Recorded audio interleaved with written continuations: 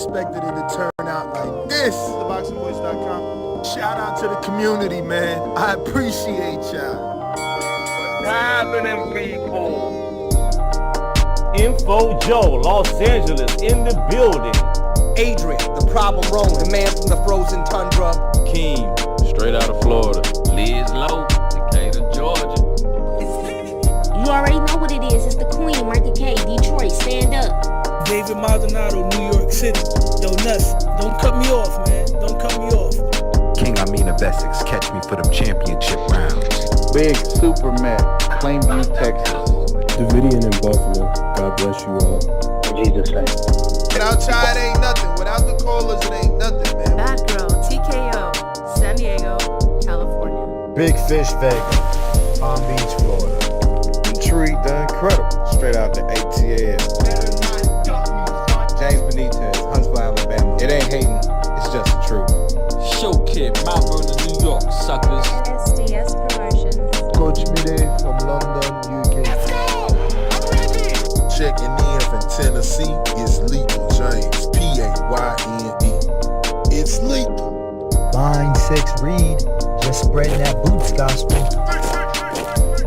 Bo from Bama, only in America. Well, I'm a true attestation to the American dream. King Born, Crown Heights, Brooklyn. You heard? 4 chicken wings and French fries, breakfast of champions. Let's get to it. JT, New Orleans, Louisiana. Stuff like that. Yo, TVV, this Coach J-Mac. New Orleans, Louisiana, 504, baby. What have you? C. Y. E. California. Like the video, subscribe to the channel, join YouTube members and Patreon for some. This is the #1 pound for pound and 2 division champion, Marvin the Tank Furman from Dallas, Texas. Mr. PBC, baby.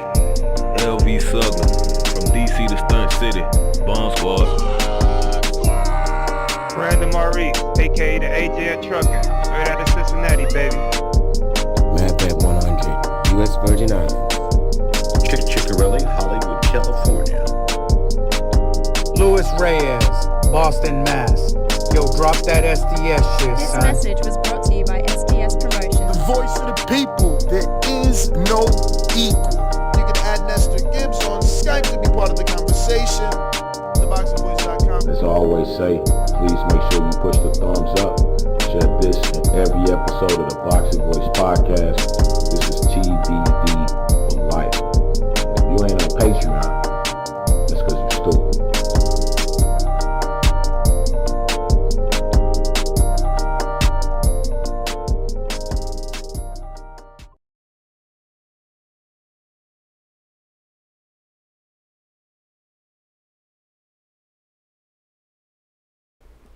Good morning, ladies and gentlemen. Good morning. We do apologize for the late start, but we're having a very rough start out here in Vegas with the weather, you know. These states that aren't prepared for all the elements are pretty weak. You know, it reminds me of the time Atlanta got snow, right, Bo? And then it's like, boom, everybody's going crazy. Similar to here. You know, a little bit of lightning, a little bit of thunder, and everybody's house has a leak, man. So Danny is not here. And, you know, the lights may go out because they've been flickering. But we're here to discuss yesterday's drama, the Twitter beef, the back and forth between Keyshawn Davis, Devin Haney, and the fact that this has gotten a little out of hand. You know, it's hard to even talk about this topic, being as though I know both men so well, right? And I know Keyshawn is about that action, just like I know Devin is. Skill-wise, obviously, one guy has been able to prove that already. And Keyshawn showing us, you know, in the moment, because for 6 fights to have already been 2 2 times he's co-main evented. That's big, you know. But yeah, man, he did say Shakur about to whoop your ass. And that escalated for sure. You know, Devin went on social media and kind of spoke about more than one person. His father as well. His father did an interview and, you know, called Keyshawn and Richardson Hitchens new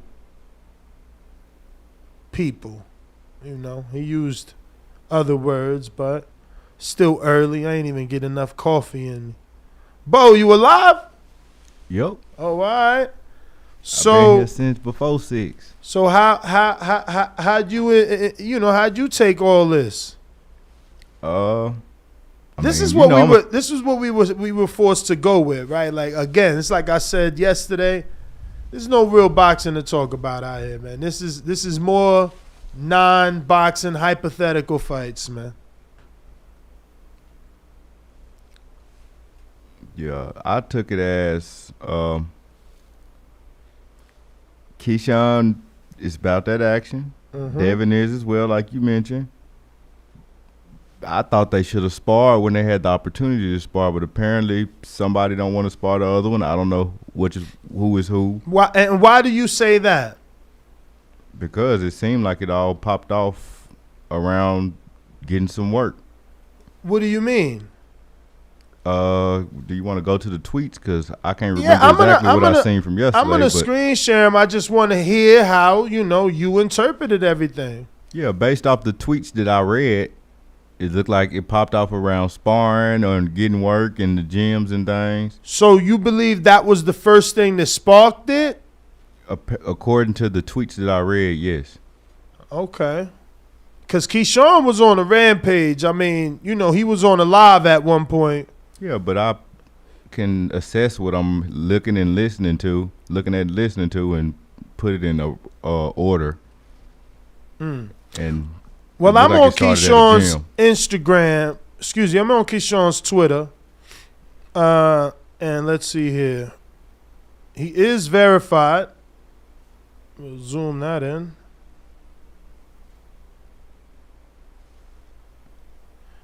And he's got almost 10,000 followers. He's only following 65. So this is one of many. This is one of many, but I guess we need to go back, right? We need to start from the beginning. Will there be more?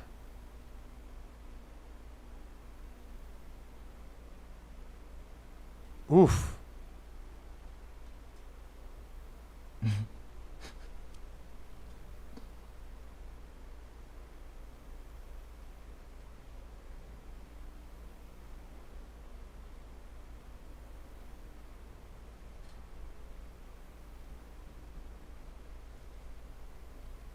There's a lot going on now. A lot going on. So this is what I'm saying.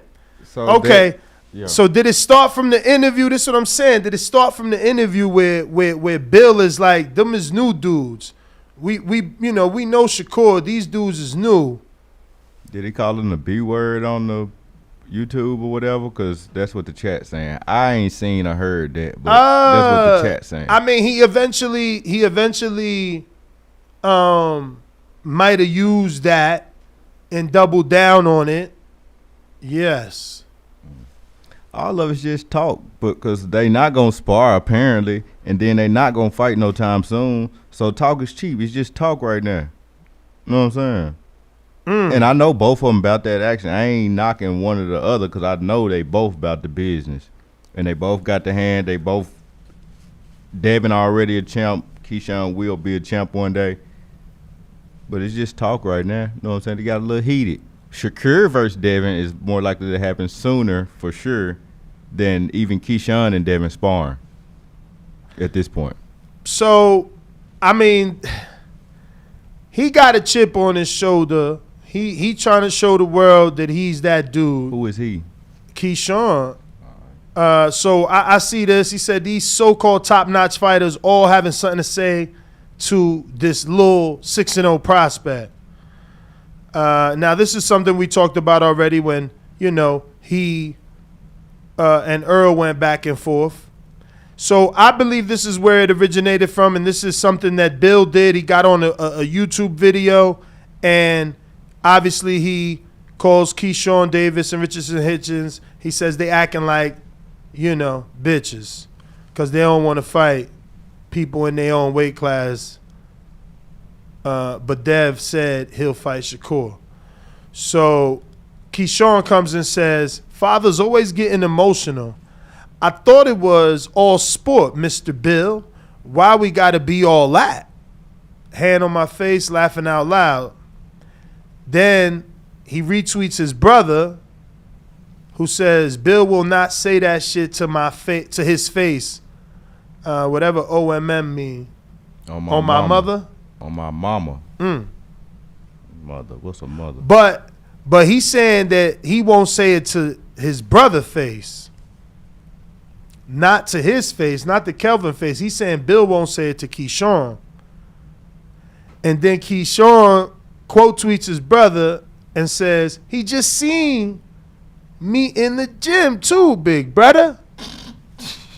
So he still ain't disrespect. So this next tweet is true. He said, I keep things boxing. Yes, I talk shit, but I never disrespect. And once that bitch word come into play, it's a different ball game. 100, watch this. And he put that's a Usher emoji. Holy shit. Because that's what, they got a little gift going around with Usher saying, watch this, watch this. So one of his fans is like, yo, I really want to rock with you, but I'm from VA, but you got a potty mouth. He like, yeah, I'm going to watch my language, and then, I guess it's going to start tomorrow. Because Devin, he quote tweets Devin, where Devin has said, I ain't never seen a nigga like Keyshawn. He's so happy that Shakur said he fight me. He was ready to jump on his back. Yo, he said, I'm your same age and weight. Man, these guys got a lot of potty mouths, and I ain't get enough coffee or bud in me to be reciting this word for word. Danny in here to start cussing. Danny come in and he cuss every word. So more curses. Keyshawn says, you really worried about me, bitch. Shakur about to knock your ass off. And then I'm going to be next. Laugh out loud. Go tell Top Rank to set it up. Just like y'all ran and told me to leave the gym, scary ass boy. So that was a pivotal tweet. And why? I feel that. Why is that pivotal to you? Because that goes back weeks, apparent. Because I know they not here now. So it got to go back before the fight. So that go back weeks before tweets even came out. You feel me? So what you mean it go back weeks? What is you trying to say? What you mean? You know what I'm trying to say. I'm asking you. I don't know. So I'm going to say it again slow. Mm-hmm. That goes back weeks. Weeks. Because they're not here now, but weeks ago they were. Mm-hmm. And there were no tweets then either. So these tweets are going back. So don't you find that strange? Happened weeks ago. Don't you find that strange? No. What you mean no? You kicked me out the gym today, and I tweet about it, according to Bo Mason, weeks later? Right. Okay, we going to move on then. Keyshawn comes back and says, and while you at it, let me in, the fans hear you say you fighting Shakur next, or did you really tuck your tail like I thought you were? And wiping your eyes emoji or blowing your nose emoji? What is that? I don't know. It ain't uploaded on the screen yet. I don't know. But that's moving blowing forward, your nose. That's blowing your nose. Devin comes back and says, here you go calling back up. Get off, Shakur. Nuts. Stand on your own. I would say put your medal up and I'll put my belts, but I ain't in the silver. That was crazy. And Keyshawn comes back and says, I was just trying to get some work with you in Vegas. Didn't you duck that wreck? I'm 6-0, having the undisputed champ going back and forth with me. How that make you look? Champ in quotes.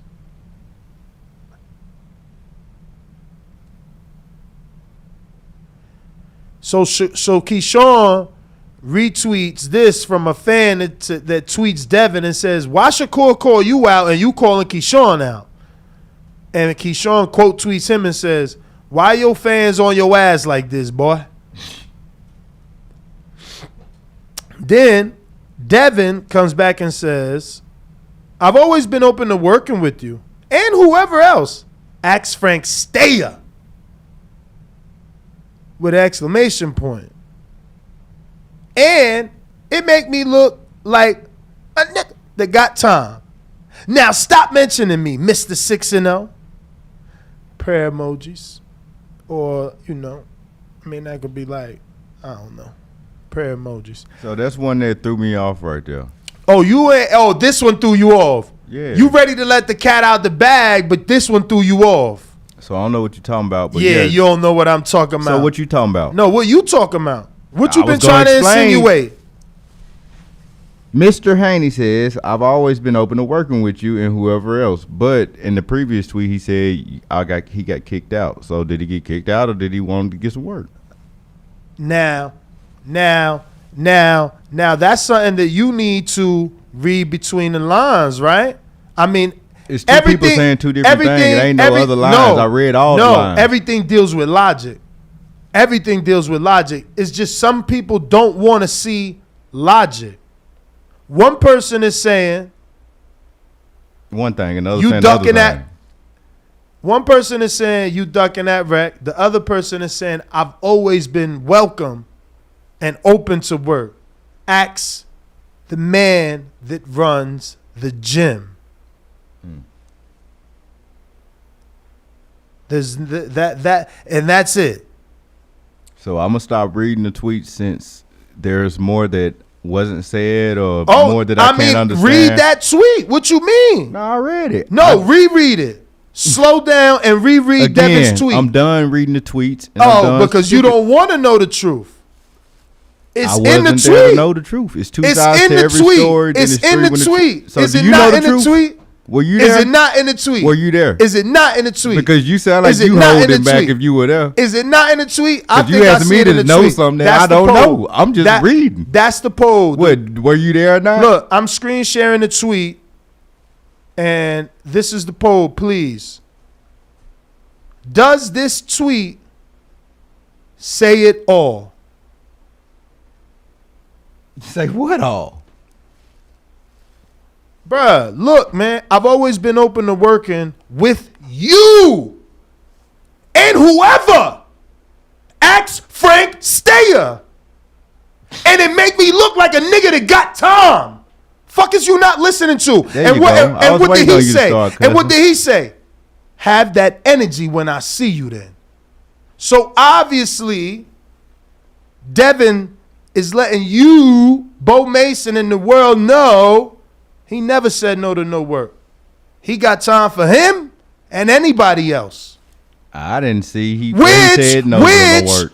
It said right there, I've always been open to working with you. I didn't see where it ever said he said no to some work. He said he got kicked out. So I don't think he asked if he got kicked. I don't know what's going on. Again, I'm just reading these tweets. Again, I'm done reading them now. Again, and I'm gonna let you tell it how you saw it or read it. No, because you talking about that had to take place so and so. It's like, all right, well, if it took place a few weeks ago, why it ain't come out a few weeks ago? Oh, so I didn't know Keyshawn was still in town, so I thought it was when he was in town, unless he's in town and I don't know. Hey man, that's what I'm saying. So if it happened a few weeks ago, why it ain't come out a few weeks ago? You'd have to ask him. I can hit him up. Who's him? Keyshawn or Devin. It was more than one party involved. It was two. He said, dang, Ness, Bo got. What the fuck do Bo got? Do y'all not see the tweet? You over here reading the chat and all type of stuff, bro. Do y'all not? Because I'm like leaving the tweet right there. Nah, you getting caught up in stuff. All the evidence is right there. Everything is right there.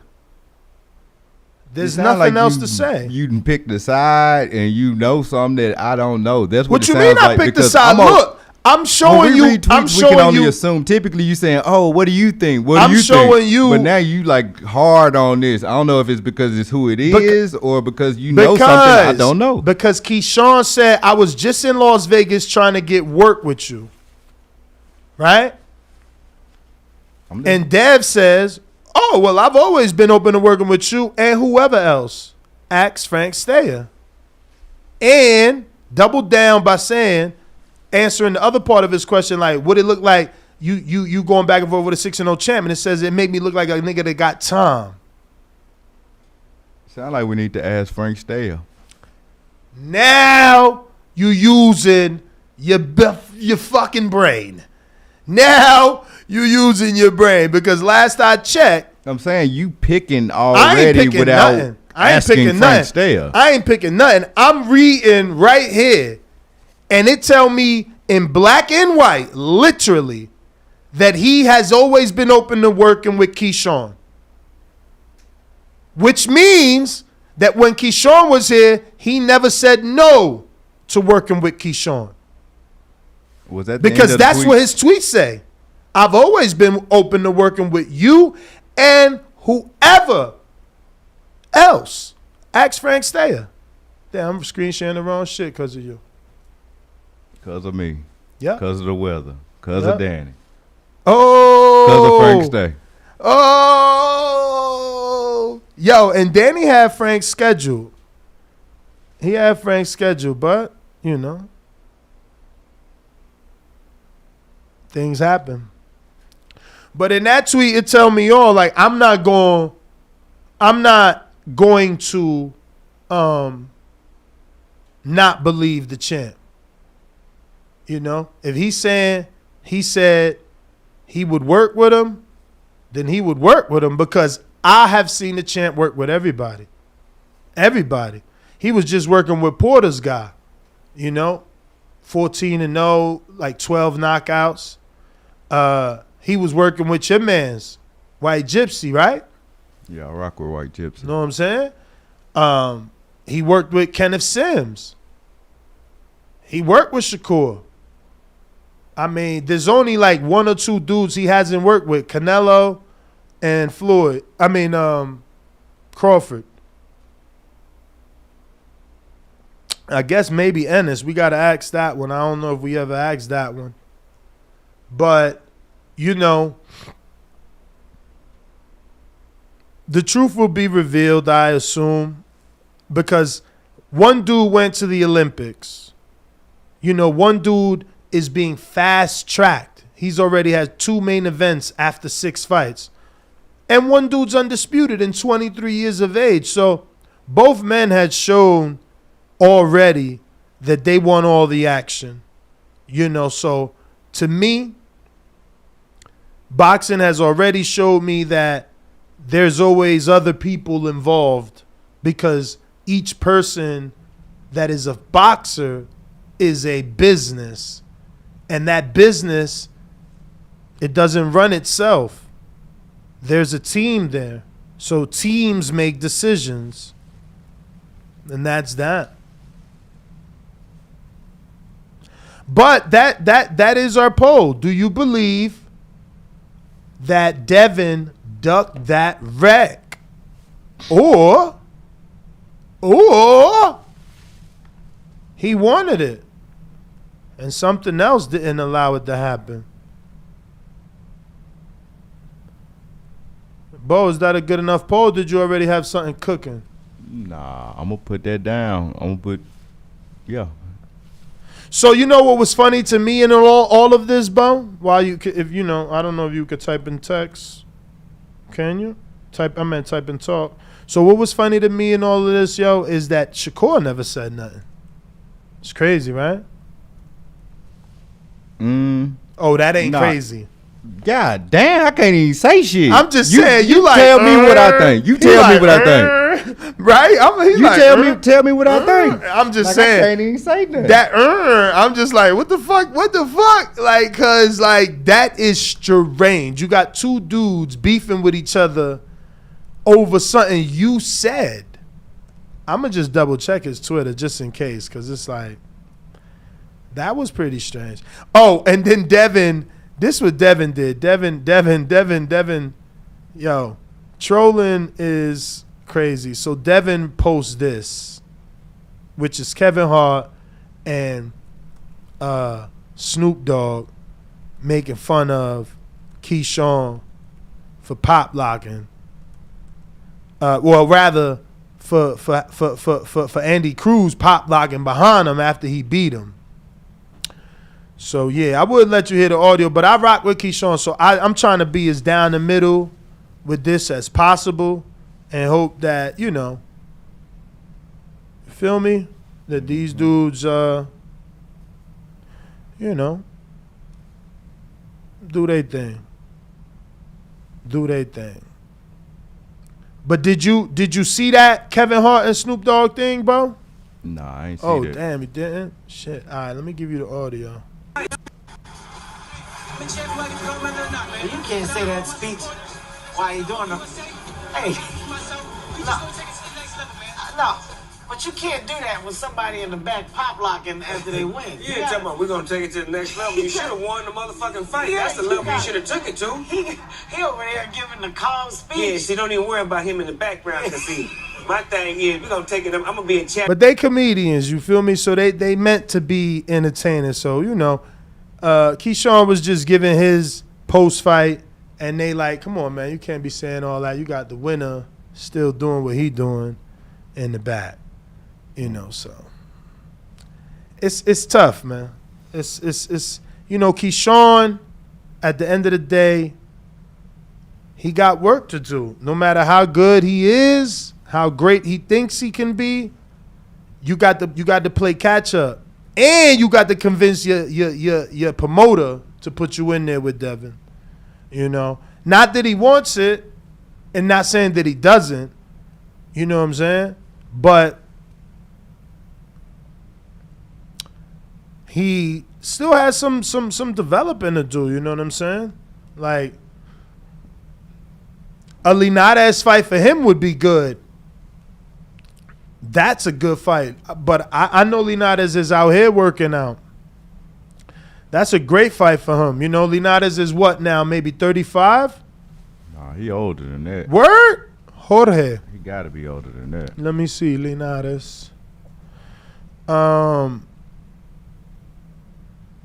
Let's see. Jorge Linares, box rec. We're screen sharing here. 37. 47 fights, 7 losses, 6 of those by knockout, 5'8", 69 reach, 37 years old, El Niño de Oro, and he's coming off of 2 losses, 1 decision to Haney and then the knockout to Abdulayev, which if you haven't seen it, homie was winning this fight. Like, he literally just had to get through 2 minutes of that fight. He was what, 53 minutes in, 53 seconds in to the fight, or was it 2 minutes in the 7th round, whatever it says there on BoxRec. I don't know if he had fucking 53 seconds left or 2 minutes and 7 seconds left, but he was winning that fight. We watched this fight. He was legit winning this fight and lost by knockout, which has always been his kryptonite. You know, Devin was the only dude not to knock him out, which is insane. Like, he has 7 losses. You're the only one didn't knock him out. That fucking sucks. But that's a great fight for Keyshawn. He's number 23 on BoxRec, which isn't a true indication of rankings, because obviously you get ranked in BoxRec based off the event, how big that is, and things like that. But Keyshawn, where are ya? Let's do Keyshawn, see what number he is on BoxRec.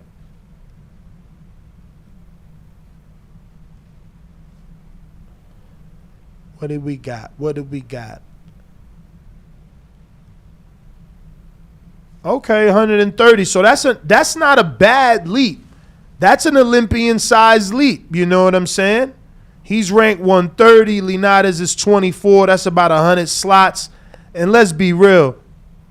Inside of those 100 slots, how many of those fights would be good? We're slowly rolling. This is actually a nice fight. Corey Gibbs, we watched him. Remember, he's decent. But he's only, 108, and he's domestic UK. You could just skip the line by making a big fight with Linares.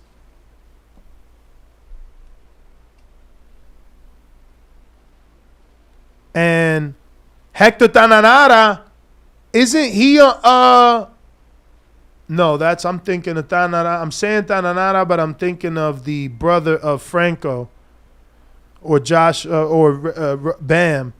So Hector, he could definitely win that fight, but that's a Golden Boy fight. They're not going to do it. Francisco Vargas just got knocked out by Rayo Venezuela.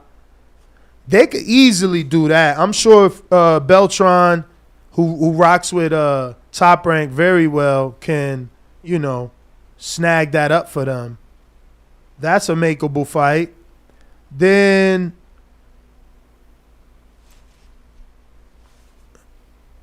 Nabril, I'm saying it wrong, but Albright right here. What's his name? Nahir Albright. He just picked up a win Saturday, and he's been in with some decent names. Let's just show you exactly. Oh, she's from Sickerville, New Jersey. Get out of here. So, look, he lost to Jermaine Ortiz. He beat Michael Dutch over. He beat Jeremy Hill. Shout out to N.O., and I mean not N.O., but the whole New Orleans, because I'm pretty sure Jeremy Hill is from out there. I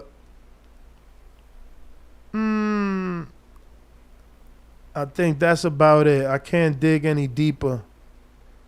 You would need a Philly dude to tell you how good the rest of these dudes is.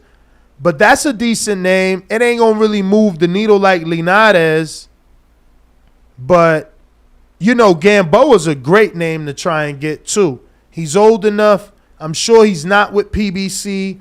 It's a common opponent with Bud, common opponent with Devin, exactly who you want to make a statement and send a statement to. He might come in cheap enough, Gamboa. But that is going to be the matchmakers. Are they going to jump? Like, look at how good Berlanga was looking and how well he was selling. He was a legit attraction in New York on the come up, and they didn't put him in with nothing big. Nothing big. Even now, he I don't even know if I should say it because I kind of want to do it as a show. But Mercito Gesta, another great fight. That's another great fight for Keyshawn. Coming in at 51. Kid Galahad just lost, and he's still at 18. Snatch that up. Javier Fortuna. Another good fight. Billy Dibb. 32. Man, that's a for sure win. A for sure win. Oh, my God. Is Ricky Burns still active? Get the fuck out of here. Let's get Ricky in there.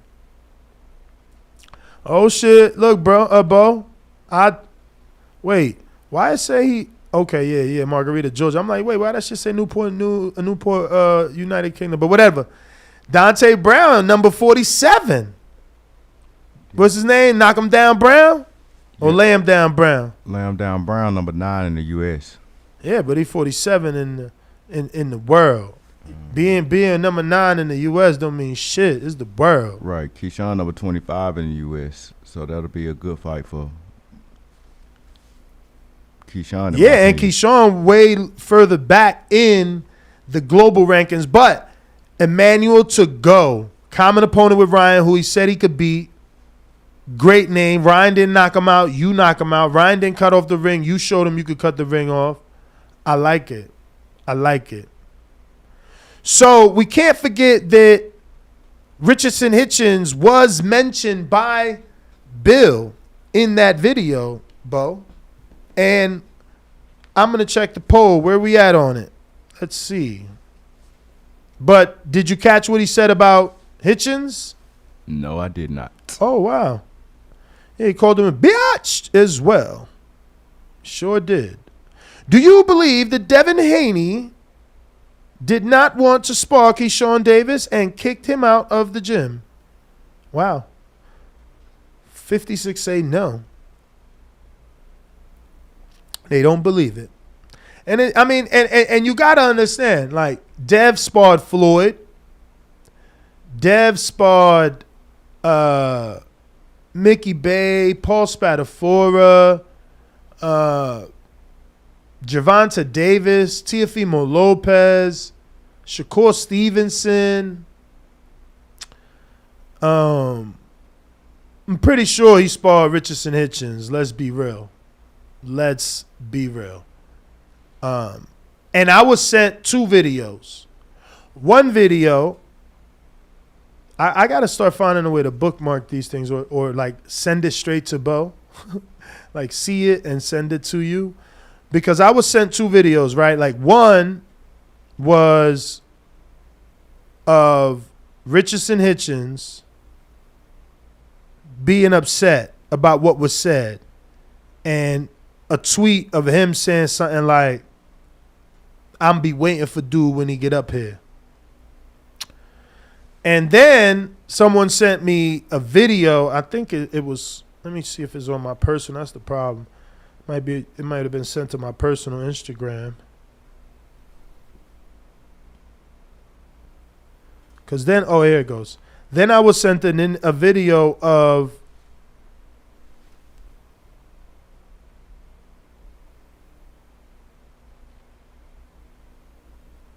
yes, this is it.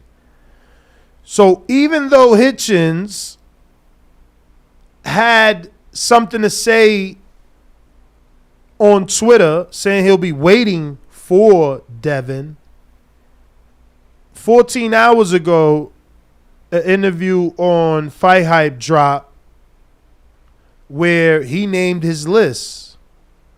And it was a little bit different.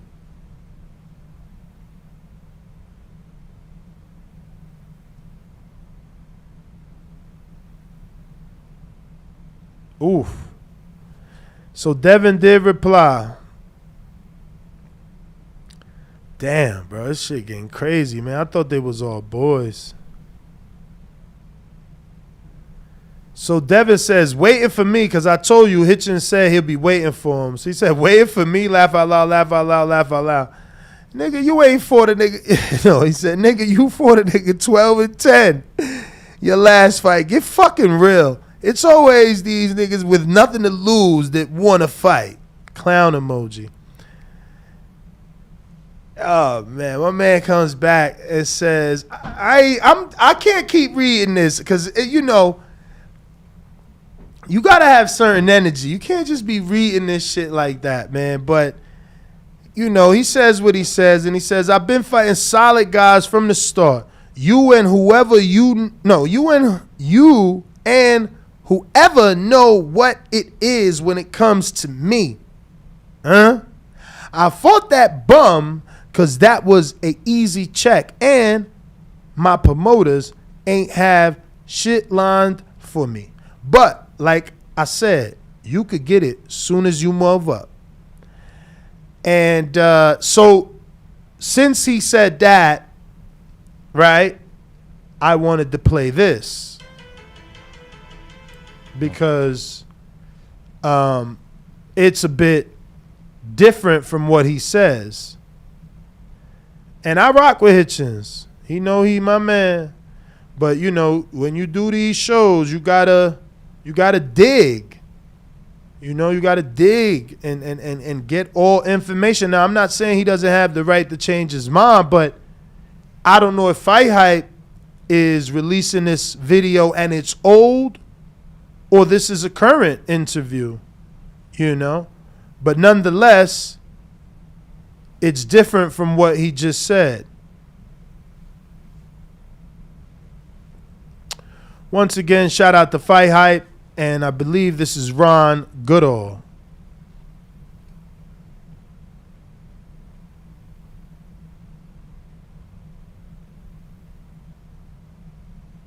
I'm not looking for these type of fights, but I gotta do what I gotta do to stay busy. I know the boxing world is mad. They not seeing me back on television after a performance like I had my last fight. But I wanted the Sergey Lipnets, I wanted the Batir Akhmadov. They looking for bigger fights, and I'm looking for them.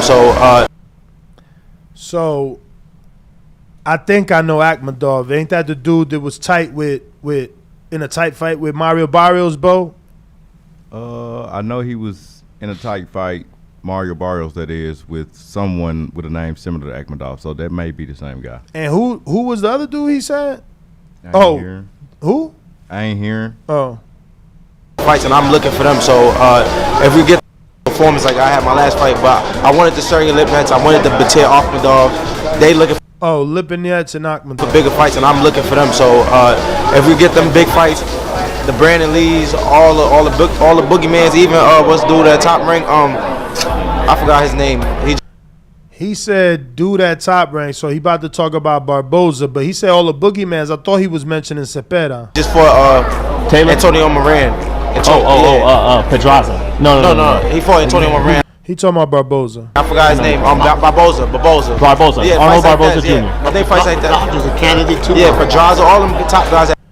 So listen to what he's about to say. At 40 to get to the belt. All those top guys at 40 to get to the belt. I just ain't gonna call out the champions right now. I just ain't gonna call out the champions right now. Cause I gotta get through those guys first. I'm looking for them Cause I gotta get through those guys first right now. Type of fights. I'm looking for those type of fights right now. But we gotta do what we gotta do to stay busy. But we gotta do what we gotta do to stay busy, which is why he fought the 12-10 fighter. So, no one is lying. Devin ain't lying when he say you fought a 12-10 fighter and maybe you should get real. Because obviously if you fought a 12-10 fighter, it's impossible to fight an undisputed fighter next. And Hitchison ain't lying, he'll be waiting for Devin, but he got some work to do before he could get to that belt. But if he do want a boogeyman in the division, he need to contact Golden Boy, because you know what? Before I say that, man, because dudes ain't been, dudes ain't been treating me right. So I might have to start keeping my betting advice to self, because there's about to be a sleeper on the horizon. People worried about the hurricane down motherfucking Florida. You better take a look at this motherfucking sleeper about to come. I was about to slip, let the cat out the bag, tell you who I'm talking about, but no way.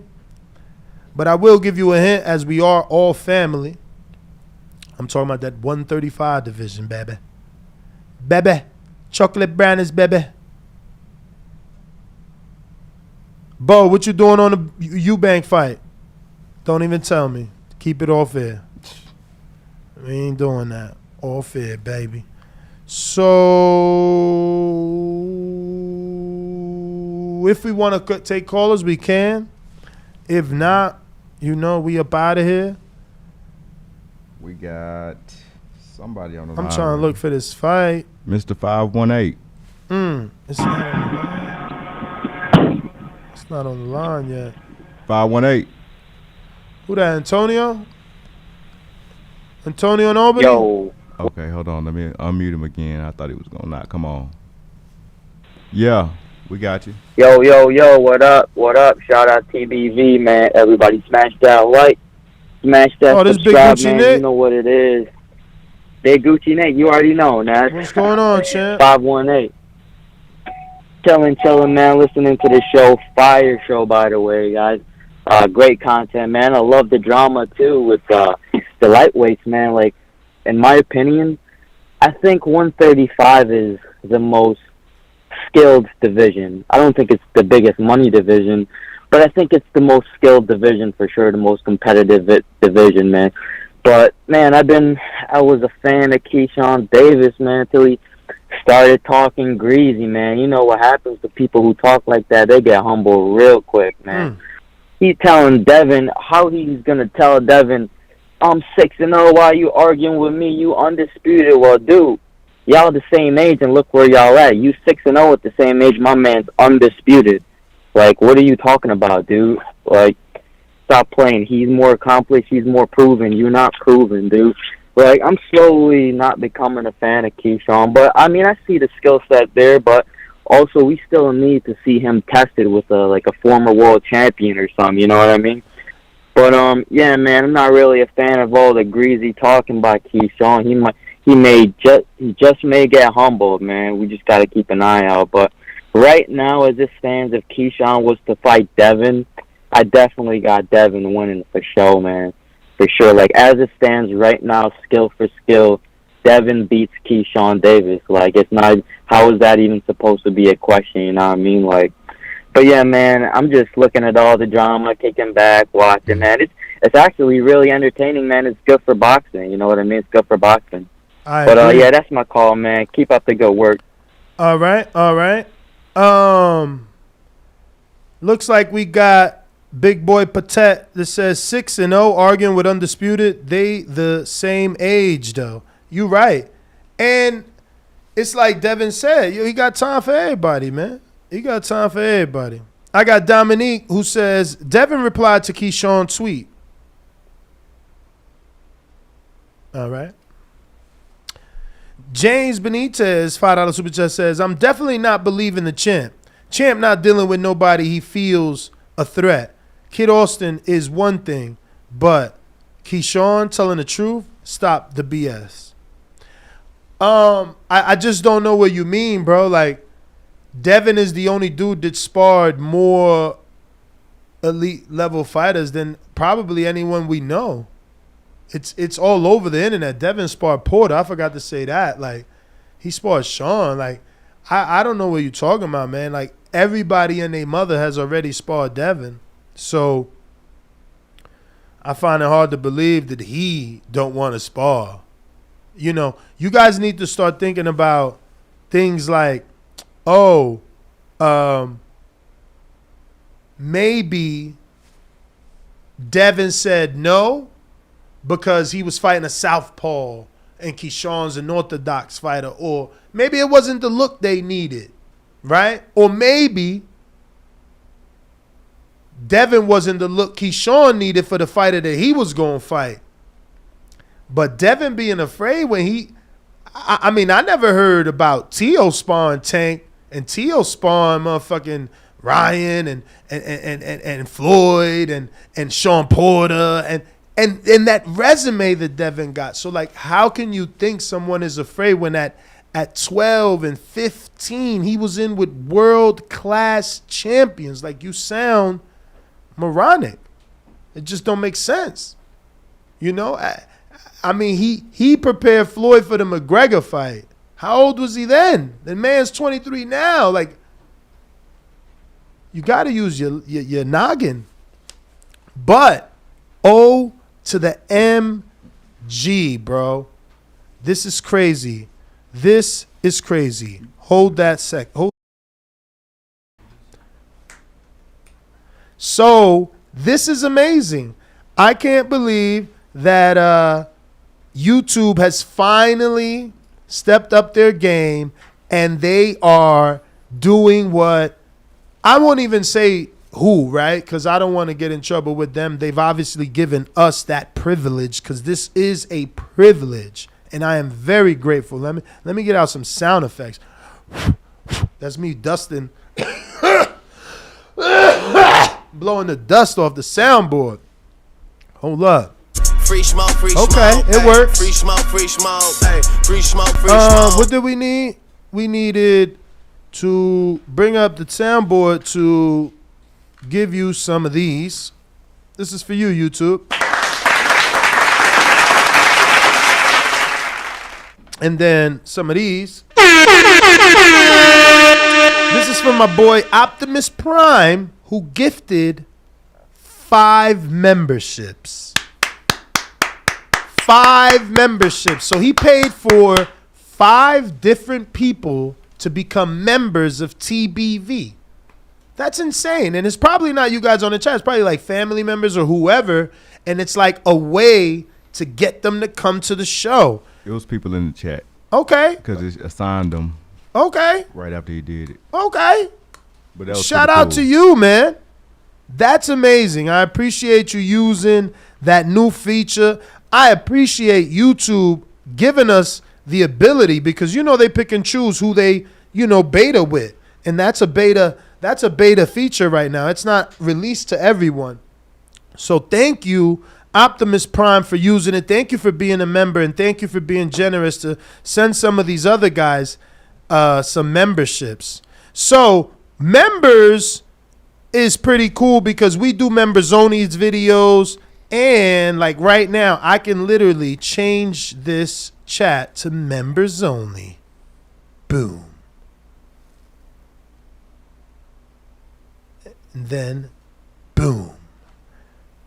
Just to show you. So now those people that did get gifted a membership, you guys will be able to chat. But yeah, looks like Danny, aka Ringwalk, walked in. Is your guest coming? Nah, you told me to cancel. I canceled him. Oh, I told him to cancel. You must have told him. You must have told him I was coming. I was not going to come without no smoke. No. You heard the soundbite. The first soundbite, once I blew the dust off, was free smoke, free smoke. Looks like Kid Austin's trying to chime in. But remember, I'm gonna let Austin speak his piece, see what he got to say. Shout out to Austin, just signed with Golden Boy and main event in his own card. So intelligent of you, my friend, to call in to a very big show. Get your piece off and maybe promote your own fight. We got Steve in the UK, member for 20 months, that says, punctured my lung this week. Play me some violins. How the hell you punctured your lung, bro? That sounds like you can't even smoke anymore. Say what? Damn, we on members only? Where's the violins? Where's the violins? Ness? Where's the violins? We on members only? Yeah, become a member. Oh, you mad you can't motherfucking chat? Become a member. Shout out to Optimus Prime. Shout out to Steve in the UK. Shout out to everybody that supports the greatest and biggest and baddest show out there in the whole wide world and galaxy. We got Kid Austin. We ain't leaving nobody out. Galaxy included, man. What up, Austin? Take a second here. Oh, Kid Austin and his pops. What's going on, gentlemen? What's up? What's up? How are you guys? We're doing good. How you doing? It's a good show. I'm enjoying your show. I was watching it and had to wake Floyd up to see it. Nah, appreciate it, man. Appreciate it. Well, I'm going to obviously ask your guys' opinion. I know that you guys had a little back and forth, and there was, something between you and Devin. Obviously, Devin claims he wasn't 100% when you guys sparred. You guys claim he was. But did he – that's not my question. My question is, did he ever demonstrate fear? Did he ever show you anything other than willingness to spar you and other elites? Or do you feel that Devin picks and chooses who he spars? And yes, Keyshawn could be telling the truth, and Devin didn't want to spar him and possibly kicked him out of the gym. Oh, no. He lying. Devin, like I said, he been... No, we can't say he lying. We don't know. We've been having it. Well, yeah, I wouldn't know, but I would say, because that, like I said, Devin been in there with everybody. He sparred everybody. And when we sparred, he sparred like 3 dudes after that. So I think that's a false claim, in my opinion. And wait, but Bill, they could have kicked him out, though. They could have kicked him out because Bill, is strategic. So we don't know. Maybe Bill didn't want them to see what he's working on. Maybe one day they're going to fight Shakur. So he could have got kicked out of there. I mean, it's a possibility. Pops, you smart, Pops. That makes sense. As a trainer, why I want you to see what I'm doing. Right. Would you allow another person in your son's weight class that is a potential opponent or that is the champion to witness your son working? Or would you relocate? No, we kick people out of the gym ourselves. Okay. Because people put spas in gyms. I mean, it is what it is. And they come up with game plans and stuff like that. And they do that years in advance, some of these people. So you got to be smart because it's a business and everybody trying to get the upper hand. But in a day and age where like Devin and even your son, you guys came up on these platforms like, there's plenty of stuff out there on Devin since he was 12 and even your son from the beginning. So it's like, how much can a person get from, that isn't already out there? It's a lot. It's a lot because a lot of times, I know I'm talking from my part, and I believe Bill Paul, we're going to put up what we want to put up. We're not going to show the weaknesses that our fighters got to work on too much. Even if you put a sparring match, because there's a lot from us being in camp with Devin that we've seen that ain't online. Like things, his flaws and stuff like that. So, I could see why they would tell him to leave, because they know they're going to have to fight Shakur Sunday. So why let his right-hand man in and watch? That wouldn't make any sense. Okay. Now, you believe that Shakur-Devin fight happens? It's going to have that. I believe it's going to be worth so much money that it's just like Floyd and Manny. So one day it's going to have to happen. You think they're going to turn down $50 million, $100 million if that arrives? So to fight $5 million? Do we start the clock from Saturday and start to see how long it takes to make? Or do you think that fight needs to marinate and don't even think about it for another 1 to 2 years? That's really Bill call. That's really Bill call. Yeah, Bill. That's really going to be Bill call on how long he decides to let that marinate, because he's going to make that decision when he feels like his fighter is ready to fight Shakur, because Shakur is a dangerous fight for Devin. Everybody knows. So wait a minute. So you're saying Devin has to get ready for Shakur? The undisputed champ got to get ready for the unified champ? Kid Austin, chime in. Let me know. Who has the upper hand? Is it not the person with all the belts, or is it the one that has, dominated 2 divisions, been unified, and, lineal Ring Magazine belt holder in Shakur? Don't get me wrong. Belts don't mean anything. Floyd Mayweather said that. The belts don't mean anything. Although Devin got the belts, everybody think Tank is the big thing. Oh, so wow. Not shitting on Devin, because the same thing happened with Frazier and Ali. When Ali was banned and Frazier had the titles, they didn't consider Frazier really the champion until he fought Ali. So it's like the history repeating in a way. Yeah. So what I got a 50-50 fight, though. Yeah. Oh, you think it's a 50-50. So you've sparred Devin. Have you gotten with Shakur? Because you in San Antonio most of the time now. He in Houston. That's a little drive, but, it could happen.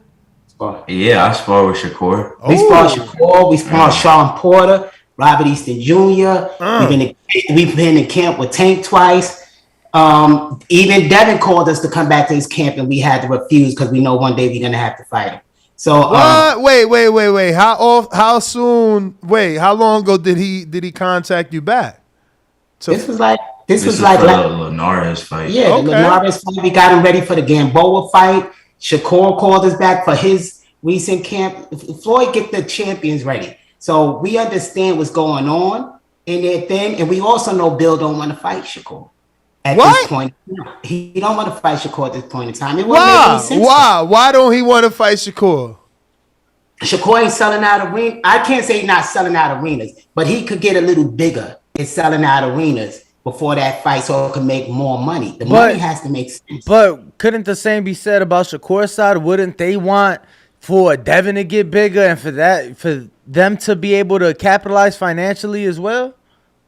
No, because they calling out Devin now for a reason. What's that? They calling out Devin. Devin ain't calling out them. What's that reason? So didn't Bernardo Osuna have to double back? Like it wasn't like he was like, yeah, I want Devin next. They literally had a double back, and so who are you talking about? Like, come on. I'm talking about Shakur called out Devin his last fight. No, and that's what I'm saying. Listen, I know from the inside, we speak to them. My people was in the same thing with Shakur. They travel with Devin. So I speak to the camp. So it ain't like I don't know what's going on. So you saying that you speak to the camps and they said they don't want that fight until it gets bigger? Yeah, Bill gonna wait till the fight get bigger before he take it. He don't feel Shakur is selling out arenas and it could be a bigger fight. Cambosa had a whole country behind him. He's doing the Mayweather route. He want the biggest money. They're not just in there to get beat on. They in there to make money. But like not wanting to fight and wanting to fight to get bigger, that's like two different things. No, but I don't understand what you're asking. I don't know who this is, but that's Danny in my co-host. What what is your question? I'm just telling you what I know. No, I know. I'm saying you're saying that they don't want the fight because they want it to get bigger. Right. Ain't that two different things? Well, he just doesn't like the way you're phrasing it. He's saying to say that he doesn't want the fight, but then to double back and say he does when it's more financially lucrative. I didn't say Devin was scared to fight him if that's how he's taking it. That's how he's taking it. Right, I didn't say that. I said Devin don't want to fight him because Bill is going to wait till it get bigger so they could generate the money. Why would somebody want to take a 50-50 fight? For sure. For sure. So it wouldn't make any sense. At what weight then do you think that fight happens? Because I think it'd be a catch weight because Devin gonna end up moving up. I think Shakur gonna go to try to capture the belts if he could get past Tank, and then it would be a catch weight because Devin will have Devin is not a 135er. I don't know. Devin cannot hold that weight for so long. He's draining himself. Devin don't even have his real power yet because he drained himself so much to make that weight. So what do you think is his real weight? Or what do you think, at what weight do you think he'd perform best at, I should say? When he get to 140, he's really going to dominate. He's going to have all his power. He's going to get more knockouts. Devin, that just means you think you see his knockouts increasing? Yeah, 140. Because I believe he will have more of his power. He's draining himself. What about you, Floyd? I agree. I feel like, Devin would, have more of his power at 140. Let alone he got the skill to, dominate the 140 class. So I agree with my dad on that. Like, and power might increase, How big do you see yourself getting? Because you guys turned down the sparring to join the Linares camp to help Devin get ready for Linares, but you're only 11-0. He's obviously moving up. He's 23 already.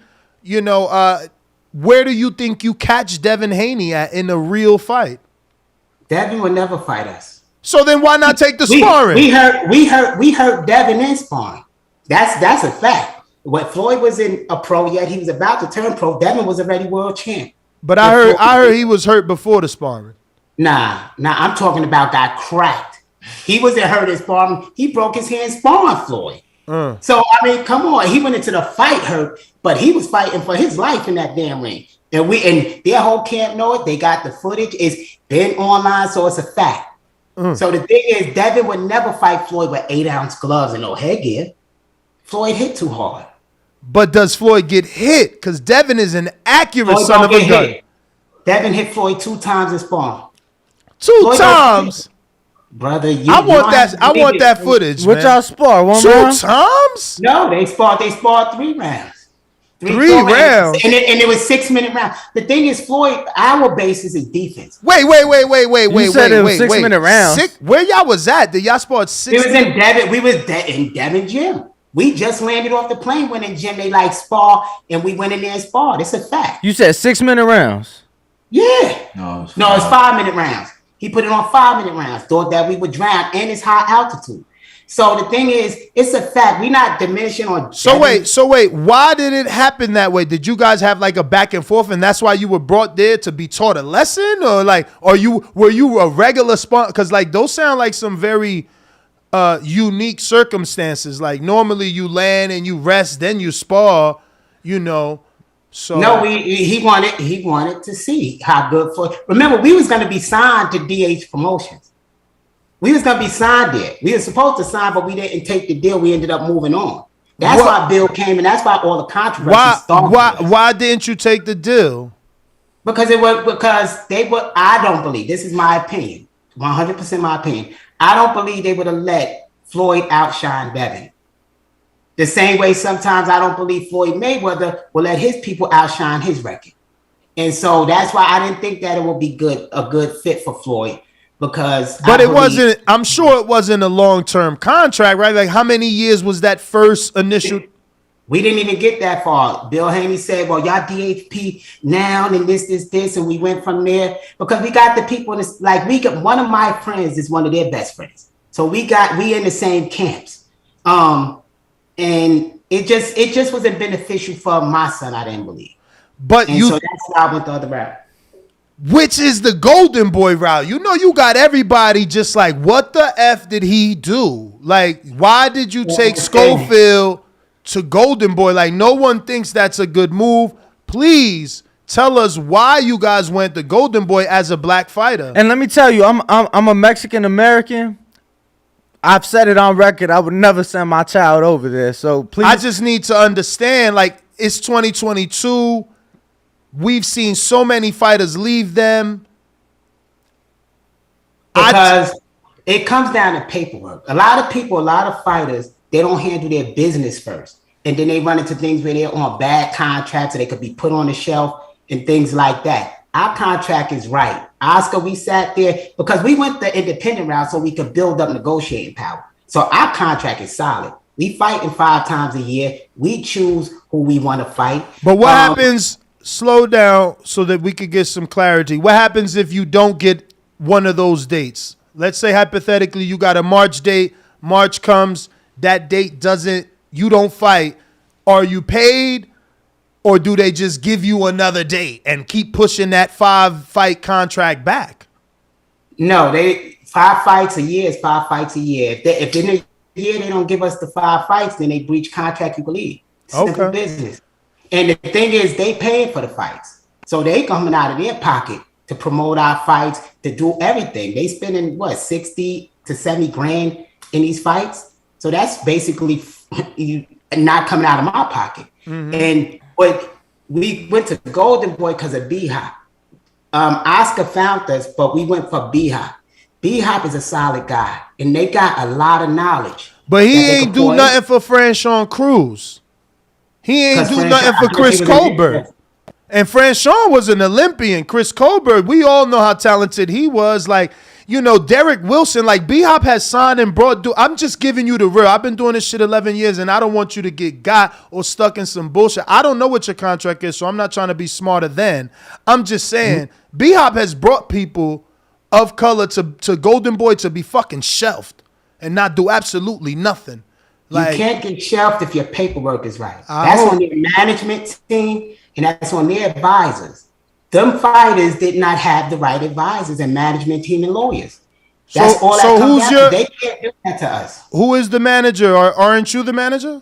Or is I'm the manager, but I have Michael Miller, who's my assistant manager and my advisor. Is Miller a lawyer from Houston? I mean, let's just say Texas. Yeah. Miller is the lawyer that sued Top Rank and various other places and won. Is he also the lawyer that worked with James Kirkland many years ago? Michael Miller, no? James Kirkland had a whack ass contract. No. You know James Kirkland. We friends with James. No, that was in Michael Miller for. No, wait, I'm not trying to. Oh, I see how that sounded. I wasn't trying to like shit on Michael. I'm just trying to make sure it's the same Michael, but that is it's the same Michael. Okay. Yeah, no, that sound. James Kirkland. Let me just say, James but it did. I know that it sounded as if I'm trying to say, well, Michael ain't that good because you look at Kirkland's contract, but that's absolutely not what I meant to say. But it came out that way, obviously, because of the conversation. But Pops, it still does strike the question. He was fucking James Kirkland's lawyer. The thing is, we talking about other people's contracts and other people's business. That's not our business. We don't get robbed in our contracts. We don't move like that. I was in the music industry and done contracts on a regular basis. So I know what I'm doing with the contracts and moving my fighter. Can I know what everybody else did? And not to put you on the spot, but just, so that we know how far along you got. What's the biggest artist you work with in the music industry? Little Kim. Okay. Mr. Cheeks. I was A&R at Universal. Okay. Regina Bell. I've done a lot. I've been in the music industry. I feel like I definitely used to sing a Regina Bell song. I can't remember, but she the girl with the short hair, thick but light skin, right? The one with the Latin song. I can show you the world. We wrote that song. Oh wow. Well, I've been in the entertainment industry for a long time. Wait, so you got credits for writing that song? No, I was 16 when I wrote that song, and I got robbed. So I learned about contracts, and I went to school for law. I went for entertainment law. So the thing is, it's totally different for us. So we can't experience what they experience because our contracts is solid. So having that music background, going to, you said contracts, a law school, you said? Law school or contract? Which one? Music law. I studied music law. Okay. Why not try to get with Al? Obviously, the story goes he came into this from music, and obviously, you know, he's definitely taken over a portion of this sport. You seen what he did for, you know, Layman Brewster, right? And Floyd and even what? Vernon Phillips, wasn't it? He got Vernon Forrest. He got the 2 Mosley fights. Was that not an option? And if not, why? They sent contracts. All of them sent contracts. Floyd, why you smiling? Why you smiling, Floyd? Because when you heard Al's name, you smiled, champ. And that contract was whack. Yeah. It is what it is. The business is the paperwork. Okay. How whack? What does whack mean? Like what? It was like, you know, open-ended on the fights? Because it seemed like PBC fighters don't get to fight when they supposed to or want to. So was it that? Like they couldn't guarantee you dates? What was whack? Was the money whack? What was whack? The thing that's whack is the control. Most fighters don't realize they are independent contractors. Yes, sir. Yes, sir. And so if you're a 1099, for somebody to come take all your control, where they can own your name, they can own all that at the end of your thing, and then they have first dibs once the contract ends, you can't go to somebody else. You got to allow them to sit there and say, no, we're going to match this and do. No, that's too much control. We our own brand, our own company. So we gotta get in a contract where it's mutually okay. And they wasn't willing to negotiate a mutually okay contract. We're not gonna give up our intellectual property, our image, our name. They no guarantee on how many fights we're gonna get just whenever you decide to give us a no fight. guarantee. No, it's no guarantee. Oof. So those type of things, that's why we didn't go. Was it a signing bonus though? Did they? Everybody offers signing bonuses. No, I get that. But was there one? Yeah, everybody offers signing bonuses. But the thing is, if you take a signing bonus, you start off in the red as a business. So we don't want to start it. We don't need your advance money. Let's just do business. Then we're not in the red. So when, let's say we wanted to bring in investors to invest in FS promotion, when we got to give that sheet and show, we don't want it to be in the red. We want to show all profit. So we don't take advances. But yes, all of them offer advances and they offer great advances. And that's how they blind a lot of fighters. You look at the advance, 100,000 and 200,000, but you don't look at the other paperwork. Because they can get their money back. That's just an advance. So let me ask you this, because we credit Bill all the time, right? Because we feel like he's done it the right way. Obviously, you're educated, but a lot of fighters may not have the right people in their team. They may not. They don't even have you. They don't have a father. Or they may not be able to wait it out. You know, they need that money. You feel me? They've been investing everything into this. What do you tell that fighter that doesn't want to wait because they from the slums and they've been broke their whole life? Put their stuff online. Let me tell you, when we first came out, before we got all the deals, nobody offered us a deal. We had to grind, go there and put our stuff online and show the world what you got. So putting it online is free. You know, you got internet, and promote yourself, because once you promote yourself, then people will believe in you. Once they see what you're doing and you gain, because Instagram, if you got right now, most of these promotion companies only care if you got a big following and could put butts in a seat.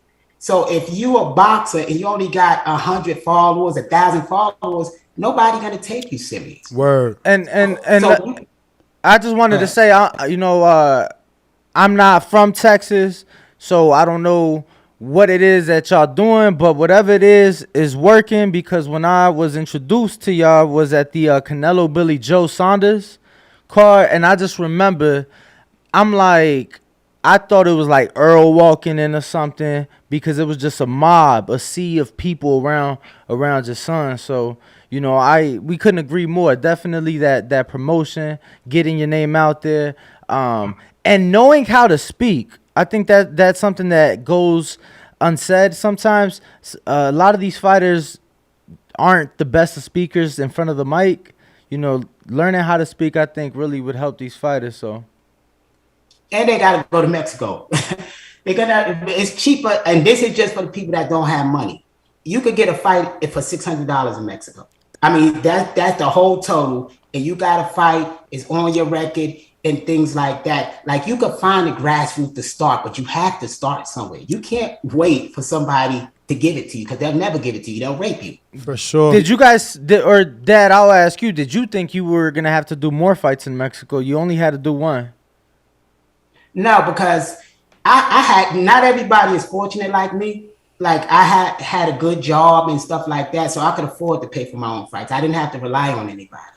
And once we started paying for our own fight, $3,000 here, because you could buy onto any card. You could buy onto a PBC card for $3,000, $4,000.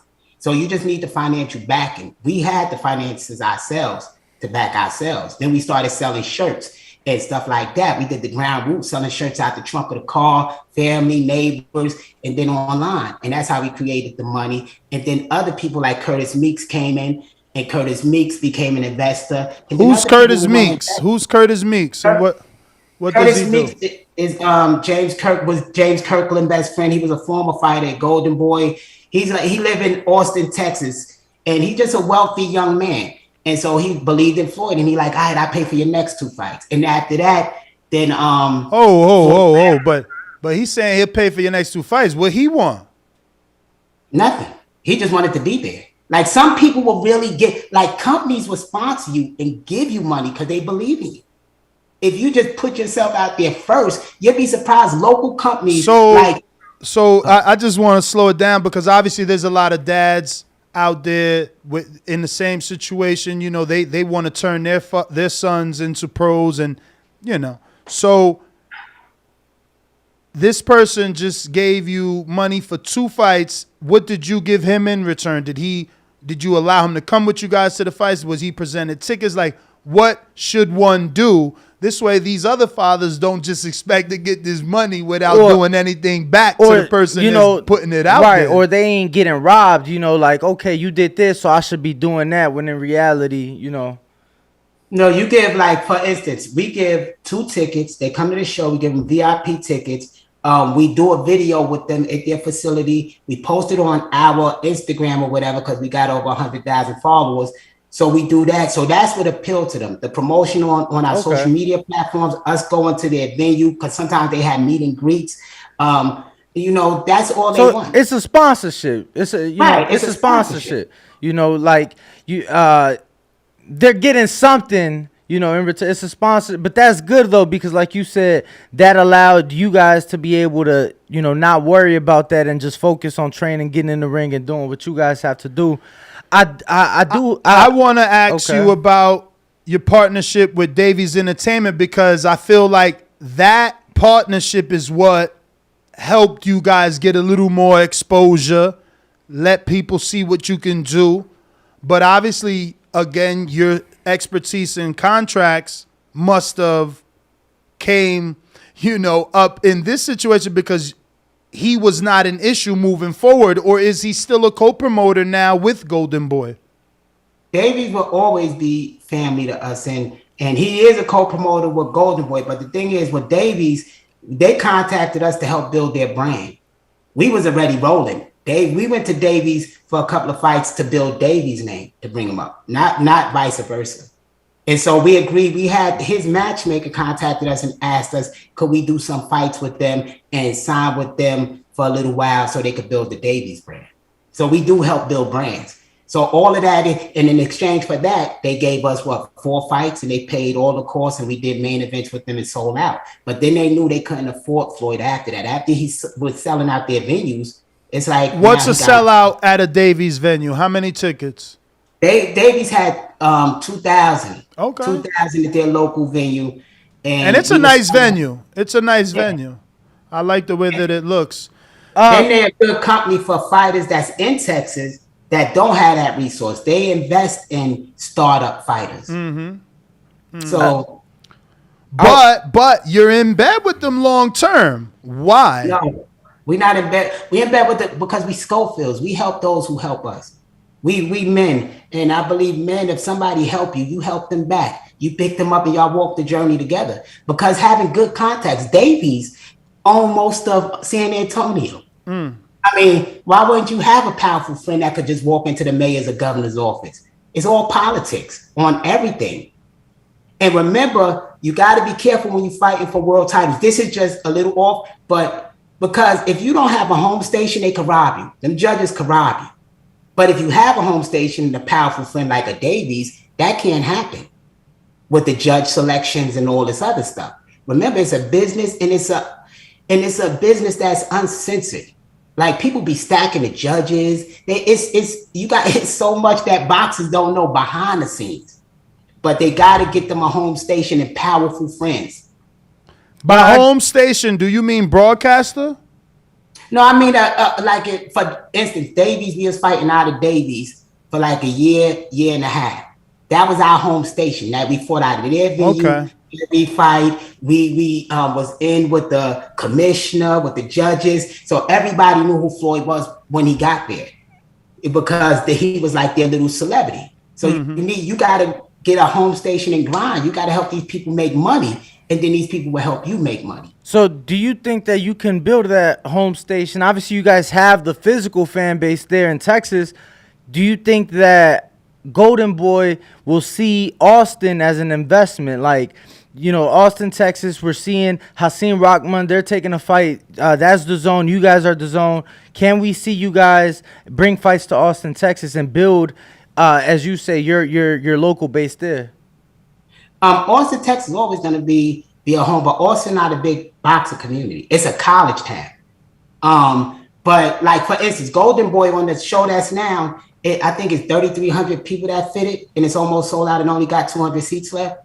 So, and Floyd, it was the only one announced, and there's no promotion yet going on really about it. So we got a strong community of fans. And so once you have that cult-like community of fans, sky's the limit. So so what you're saying, you can build that with Golden Boy no matter where you're fighting location-wise, because you already have the following. Yeah, and to make him a worldwide star, we had to get to the zone, and Golden Boy was the key to get to the zone, to also cross those waters now to build a fighter that could sell out big arenas. So that's what we building Floyd to be. So that's why we had to make that step. PBC couldn't give us that. Top Rank would have gave us ESPN, but that's not what we wanted. What's wrong with ESPN? I'm just curious, because the Zone's doing their thing, but ESPN, the worldwide leader of sports. Because the Zone got a big boxing community in the UK. Them and Matchroom got a huge following in the UK that ESPN don't actually have focused on boxing. So I believe merging those two, we could get not only the United States, we could also get overseas. And once they see Floyd talent, that could grow him to the megastar that he is. Not only that, but the Zone has different territories. Like, again, depending on that contract, his fight could be streamed to DAZN Denmark, DAZN Japan, DAZN UK, wherever DAZN has a territory, which is right. And I just wanted to give you credit. You're absolutely right. I've not received any email from Golden Boy other than Kid Austin, Floyd Schofield in the main event. All that it says is that it will also feature top prospects, but it doesn't mention any names. So if you guys have already, if you have already sold it out and you're only 200 short of a sellout, that is impressive and speaks for itself. So congrats. And when you're making money for a company, they're not sitting you on no bench. They want you to keep performing because they're there to make money. Like, not saying this is 100% solid, but our next date's supposed to be in December when Ryan fight. Okay. So now this fight is October 20th on a Thursday in Fantasy Springs. That's kind of their home base. And I mean Golden Boy's home base. And more of a Mexican home. How do you feel about that? That's not your demo. No, our demo in San Antonio was all Mexicans. We packed the place out with Mexican and Spanish people, not with blacks. Okay. I mean, because San Antonio's mostly Spanish. And the thing is, Spanish Mexican fighters, the greatest fights that they have is with African Americans, to tell you the truth. I mean, the most exciting ones. And You know, why not? That's money. That's money. Let them all want to fight. That's the green print. That's what Floyd told us. That's the green print, right? Yeah, that's the money. I mean, because now you got their whole country, Mexico, coming to want to fight, want to see, but they embrace Floyd. They love Floyd. So, the zone, to remind the zone thing, and I must give this because I give credit where credit due. I learned that from Bill. Bill was smart with that. Taking how he did with Devin. And so I learned that from Bill. So one thing is, as a student of the game, you learn. You can learn from anybody. But now Bill claims that being on ESPN gives Devin more eyeballs. And, you know, like, I guess you can say he will look down on pay-per-view. And, like, why do I want Devin on pay-per-view to do 200,000 buys when he was seen fighting George over 3 million homes? So it's like, he never said that or was not allowed to say that due to, you know, those numbers never come out for DAZN. No, the thing is with DAZN, he went and got the money. He had to collect and he had to build Devin brand, not just in the United States but worldwide, and that's why he took those steps. But then he had to go over the top rank. If they didn't have him belted top rank, Bill wouldn't have been over there. You're right. No, you're right. You're right. But speaking of Bill, did you and your son watch videos of Bill on the come up, or he was not an inspiration on how you did what you've done? No, he wasn't an inspiration. Yeah, like I said, me and Bill spoke. Before Bill had his thing online, and I'll tell you this. I believe Bill started the drama with Kid Austin and his son to promote Kid, to like boost Kid in the limelight. Because Floyd's grandfather is Freeway Rick Ross, and Freeway Rick Ross and Bill Haney is friends.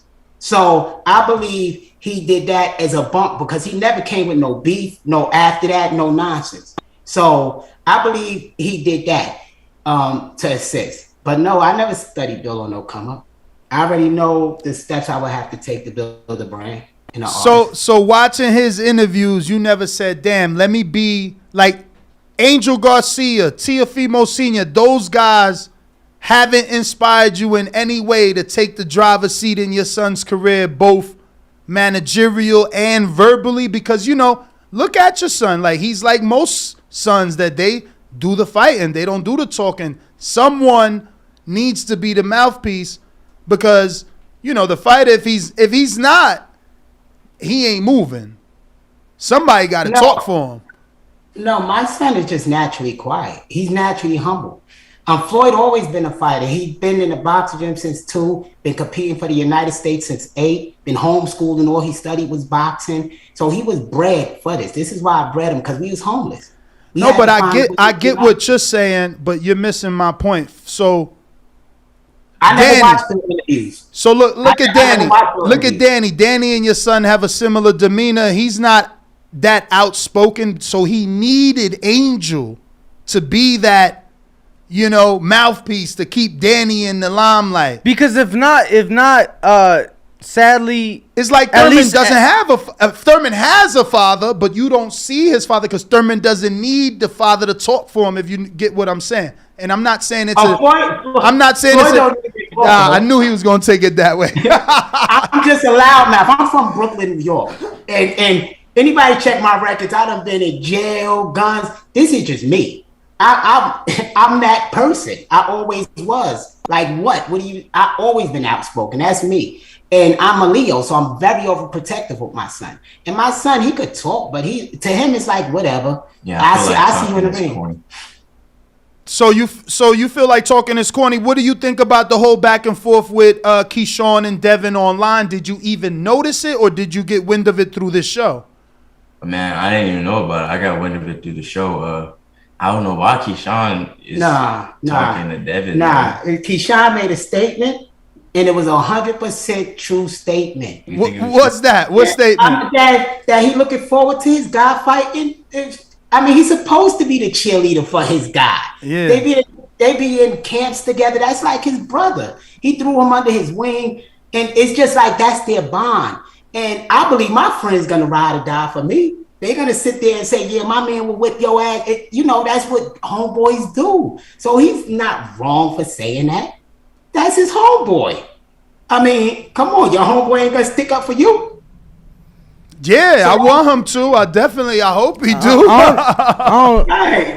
Yeah. So I don't think Keyshawn wrong for that.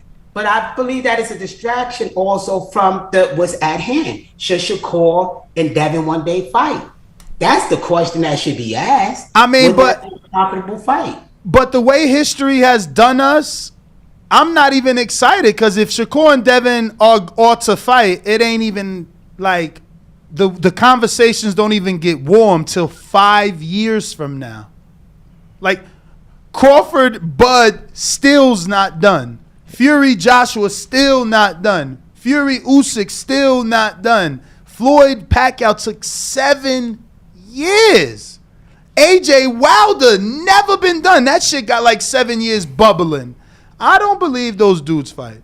I believe Shakur fights a Tank first.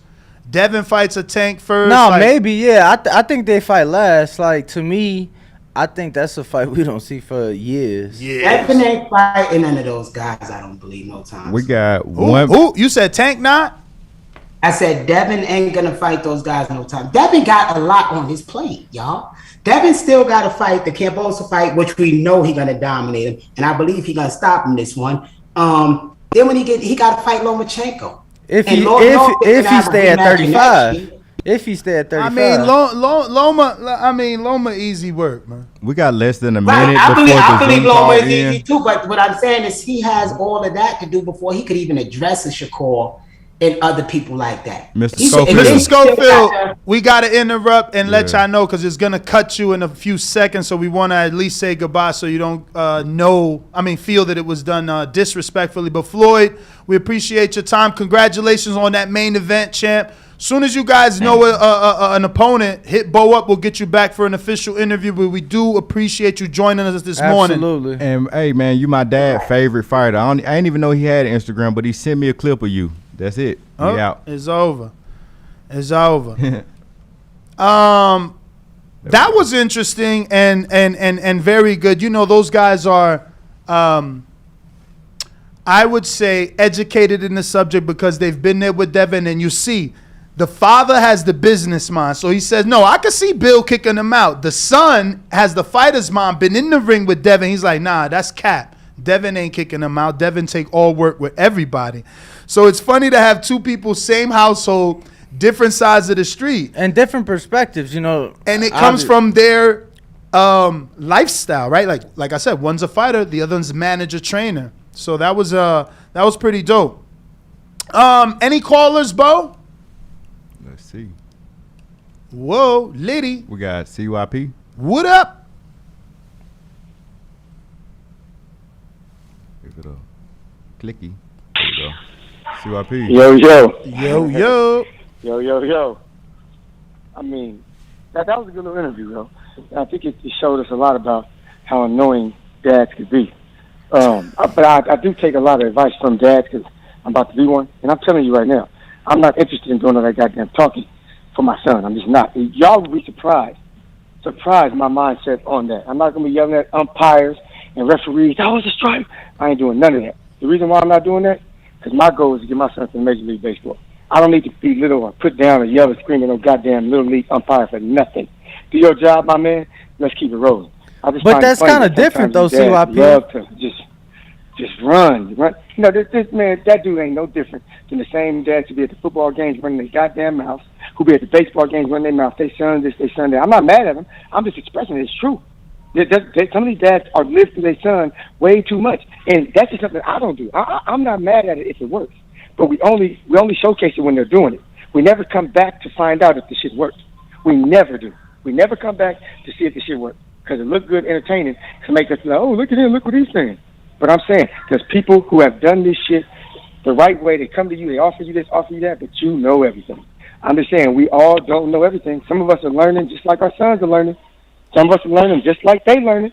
I'm just gonna get that advice. Some of y'all dads don't know shit. So listen to some people sometimes. No, it's crazy. Sometimes that's just the way it is. It's crazy you say that.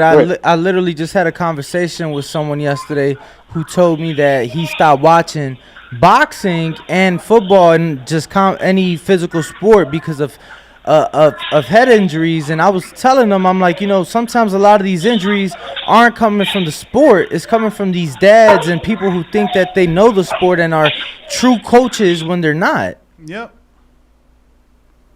We got Jonathan Sims. Jonathan Sims in the building. Where you been at, champ?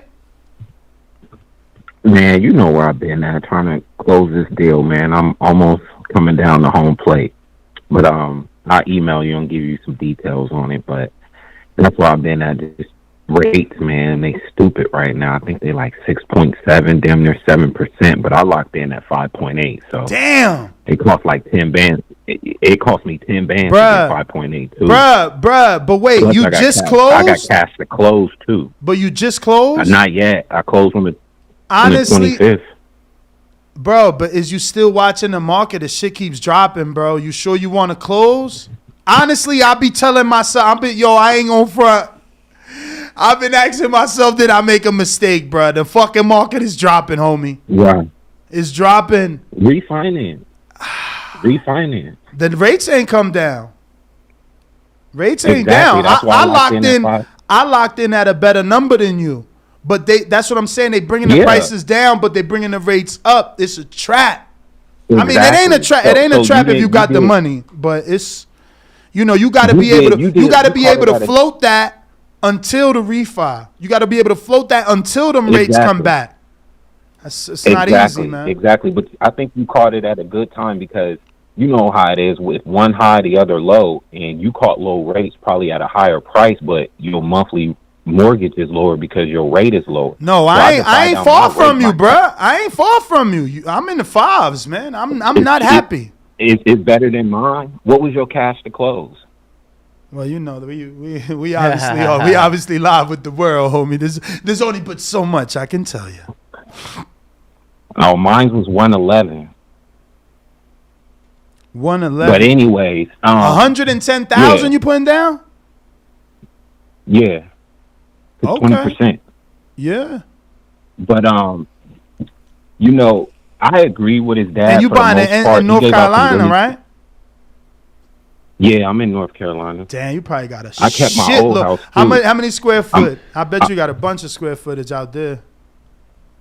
Like 33. Oof. 5 bedrooms, 5 baths. Damn, you got that big a family? 3-car garage. Yeah. Shit. A 14-year-old girl. My little nigga like 21 months. And we probably about to have another one on the way. So. Oof. Okay, well, there goes the office space. That's done. But talk to me, champ. He said we about to have another one. Folks just had a wild night when they, you know what I mean? CYP with the counterpunch. I mean, he ain't even talk his call. How you gonna hang him up? You let the man talk all. I seen him. That was Bo switched them. Hey, you good? Because that's what I'm counterpunching in for. I realize that shit. Bo been doing that a lot lately, and I'm dead serious. You mute me, my man, real quick, and the next caller be running it up. Honestly, brother, your gym in the background was pretty loud while Danny was talking, so I just muted it up. But you back, you know what I'm saying? You can hit me, and I can get you back in. Ain't no problem. Hey, I don't get worked up for nothing. That little speech didn't do nothing for me because you do it all the time. I got and I noticed that. And I'm like, yo, watch this. CYP is a part of the show, whether you like it or not. You know what I'm saying? Bo. Now hold on. Watch this. Bo, don't worry about it. You'll be in the back car. I got you. CYP gone. Y'all terrible, man. Oh, man. Yo. I want to see that for Border Wars now.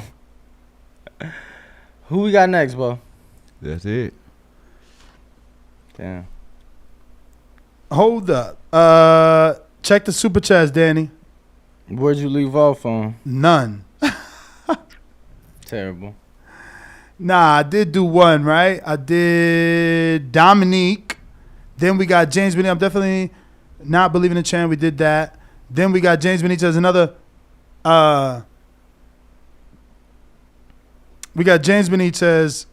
He says $5. 140-pound division is expected to be the best division in boxing. At least 18 recognized names in the mix. Devin will not make it out of the division. Bro, I can't believe that man gets this much hate. That's crazy, bro. Yeah, I mean, I've just grown to accept it at this point. Champ making the trip down under, though, and I guess we'll give you a super chat for, the hate in your heart that you've lived with. Yeah, I tried to hit Bill up. They on the plane. I know, but you tried to make it seem like I could get internet on all those planes. I ain't say shit. You the one that said it wasn't good enough to play, whack.com or whatever you said. But Sarcasm $5 says, if Joey Stacks would have stuck with you guys, maybe he would have kicked Big Boy's butt, but he wanted to clown around in training. Who? Who is Joey Stacks? That sounds so familiar. He said if he would have stuck with you guys, maybe he would have kicked Big Boy's butt, but he wanted to clown around in training. He must be talking to Schofield. I don't know any Big Boy, but Big Boy is a DJ. And that's what I'm saying. Joey Stack sounds familiar. You might have to Google him. I don't know. Yeah, I don't care that much. Me neither. Mad Ben 100, $5 super chat says, Tank is the king. KO's Devin, Shakur, Ryan, and TBA. Spin for the headphones. Dr. Dre with a $20 super chat saying, Keyshawn is a clown. And I used to rock with dude. It's cool to big up your boy, but you're a pro boxer first. Stay in your lane. Well, there's a little hypocrisy, from the camp. Can I finish reading? Oh, I thought that was Nah. You wouldn't have had to cut me off if I was done. You paused. He says, there was a period. It was the end of the sentence. Bill dug into Key because of an unnecessary tweet he sent on September 22nd. Pull it up for us. Go ahead, Ness. What was you finna say? Honestly, I don't know. I'm not even trying to fake it. It'll come to me. All right. Boots up next. $5 super chat says, Bo, make a post on the community page when y'all announce the winners. It's hard to catch every show. Keep grinding, champ. That is a good idea. We're going to do that moving forward. We will do our raffle winners on the community page. We got to get more active on that page, without a doubt. It's been poorly handled. Let me spin the wheel for Matt Bent and then a few others. It's always a thing where, some people like the spin, some people don't. So, my man Matt Bent does, and he wants those. And then, in the meantime, Sarcasm with his $2 says, you guys got theming just to ask about other boxers. You got them in just to ask about other boxers. We didn't set that interview up. That was spontaneous. But damn, Matt Bent, you did it. Kenichi Bear, you did it. Shout out. Cheers. You did it. Let me give 2 spins now for James Benitez.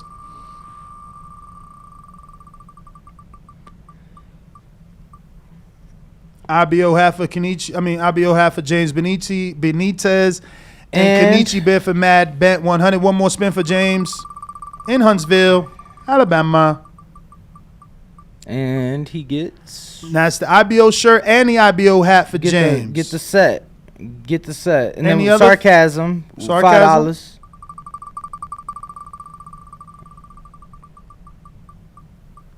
What'd he get? I don't know, as I'm trying to write James' name. He got the Hasim Rahman glove, so if he wants it, you got to send in $10 more, and you'll be part of that. Then we got Boots up next. I already read it. Give you a spin in a sec, champ. In a sec. See what raffle we could get you into. Landed on the Hasim Rahman glove. And last but not least, Dr. Dre with his $20. All right. Slow down, because, I got to write these shits down. Bo writing them down. He not. Oh, he not? I mean, he might on his list, but, all right, so we had James Benitez. Matt Bent got the Kenichi Bear. Now we up to date. We got to spin again, you're saying? Well, you just spun for Boots up next. And what did he land on? The Hasim Rahman gloves. They got to send some more. Send. And then Dr. Dre sent in 20. Dr. Dre sent in 20? Yeah. No words? I already read it. Oh. So he gets a bunch of spins. Maybe. So the other one was the Kenichi Bear. Kenichi Bear, where are you? Ah, here it goes. Man, Matt Bent, you win that one twice. And Well, actually, did he send the 10? He just did. He just did. And there you go. You're in this twice, so you have a bigger opportunity at winning. And now we got to spin for the $20 Super Chat.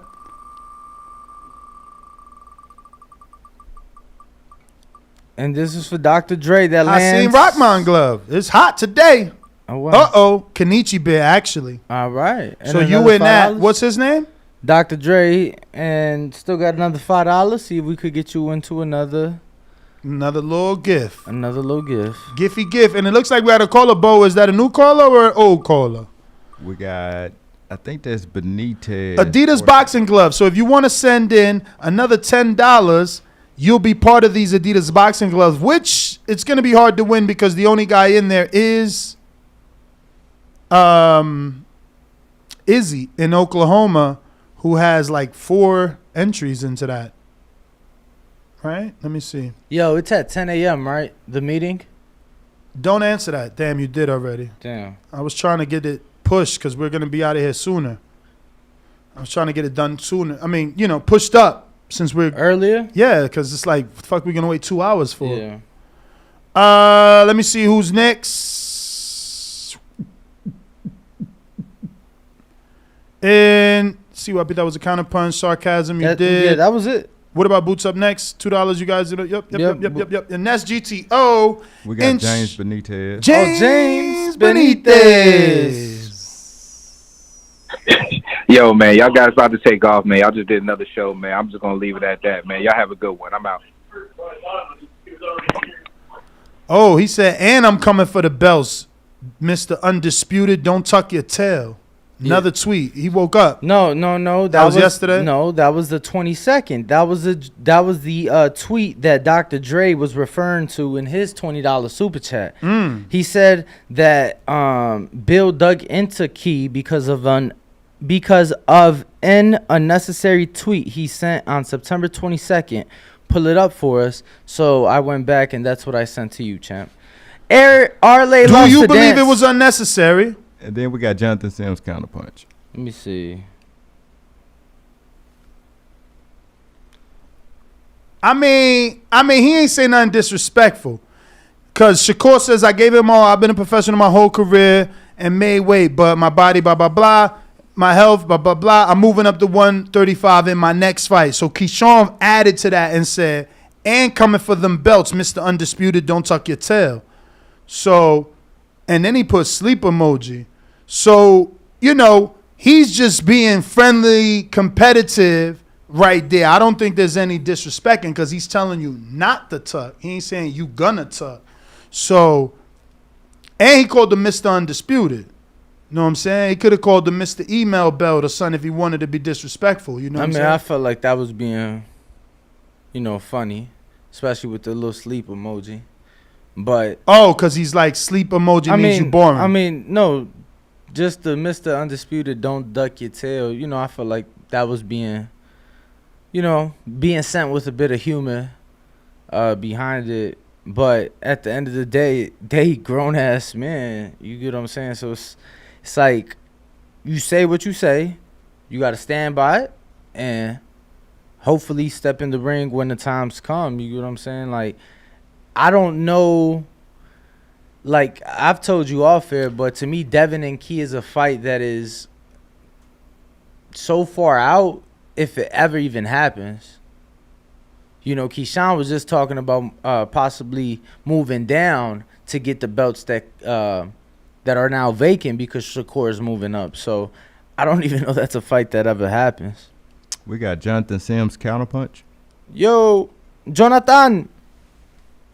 Yes, sir. What up? Hey, Bo on one today, man. Word. He on one today, huh? He even cut my call and everything, but it's cool. I get it. That's his job, so I'm not mad at you for doing your job. That was no disrespect to you. No, I know that. Listen, man, it's just all talk. It's not so serious, right? So you're doing your job, but let me get to it before my time run out. I'm with like Big Gucci Nick. My man's a 6-0 prospect with a silver medal, and we talking about him versus an undisputed champion. And I think what Floyd's dad said for the most part is right. Like, he gave a lot of game on the business side. Like, for instance, most people don't realize when you get a bonus, it's advanced, that shit's taxed like 30 to 40%. Then you have to pay taxes on your yearly earning, which means that bonus you got that got taxed gets taxed again. So he gave a lot of game just from the business side. And this is why I say these fighters aren't bosses. They barely have GEDs, and there's only a handful of boxer bosses in the game. And that's no knock on the fighters, but they're not as smart as they think they are, and they need to be more educated to move throughout their career. Because like my man said, the dude who did the interview is prize fighting.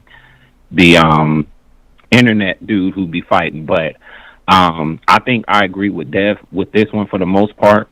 Personally, I think Shakur Stevenson loses first out of Tank and Dev. I think out of the three, he loses first. And I think Shakur loses to Dev. I think the only person that might be able to beat Dev is Tank. And if Shakur don't fight Dev now, it's over in the future. So I'm with Dev on the back and forth versus Keyshawn. I get Keyshawn trying to get his name, but what Dev is saying to me makes more sense. And I think that Shakur needs to let K. Kamor be that head coach versus his Pop. That's just my opinion. What? Why you say that? Why would you say that? That man is the one that took him to where he's at. He did, but you know, people can only lead you so far. And I thought that last fight was a prime example of why K. Kamor needs to be the head coach and not Pop. I thought Shakur was didn't he dominate up until the middle of the round. Huh? Didn't he dominate the fight? You said what? I said, didn't he dominate the fight? He did. I would say this. I think up until the middle rounds, he dominated. And then what Shakur tried to do is give the fans a show. And that dude start putting the pressure on him, and some things got exposed. Like, for instance, Shakur being a southpaw, he don't dip, duck, or weave and move his feet. It's one or the other. And dude was catching him with, what is that, left or whatever, because he does the high guard, and then he just slips, but he doesn't move his feet completely. He caught a lot of shots. And then I don't know about his ring awareness as much as I thought, because he caught Buddy with a Jamal Charlo uppie, and he like literally stopped in his tracks, and he didn't go get him. Now, if that's Bud, he get knocked down, he go get him. Kell Brook, he hit him with a shot, he went and finished him. Shakur, he was just a little too hesitant to me, and I just think out of the top dogs with Dev and Tank, he loses first. And I think Kamor his will last take him farther than Pop. His last name is Karoma, but Sorry, Kamor, K. Corona. I think he takes him farther. I mean, I don't know. There was a reason he wasn't, in the camp for this one, so I'm not too sure. Oh, for sure. I'm not saying Pop isn't good, but a man can only take you so far. It's just Danny's dad can only take him so far. I just think K. Kamor it should take the driver's seat and take Shakur to the level he can get to. Ariel loves to dance with the $5 super chat. Talking about what a brother got to do to win them Coochie Bear headphones. Kenichi Bear, man, y'all terrible, man. Y'all terrible. Ah, man, let me spin for my man Ariel. Oh, wait, ain't that JP? What the fuck? Arley, bro. What's up with all these people just butchering simple names? Isn't it Darnyar? Or what is it? Daniel Lanucino? How he pronounces it? Danier. Yeah.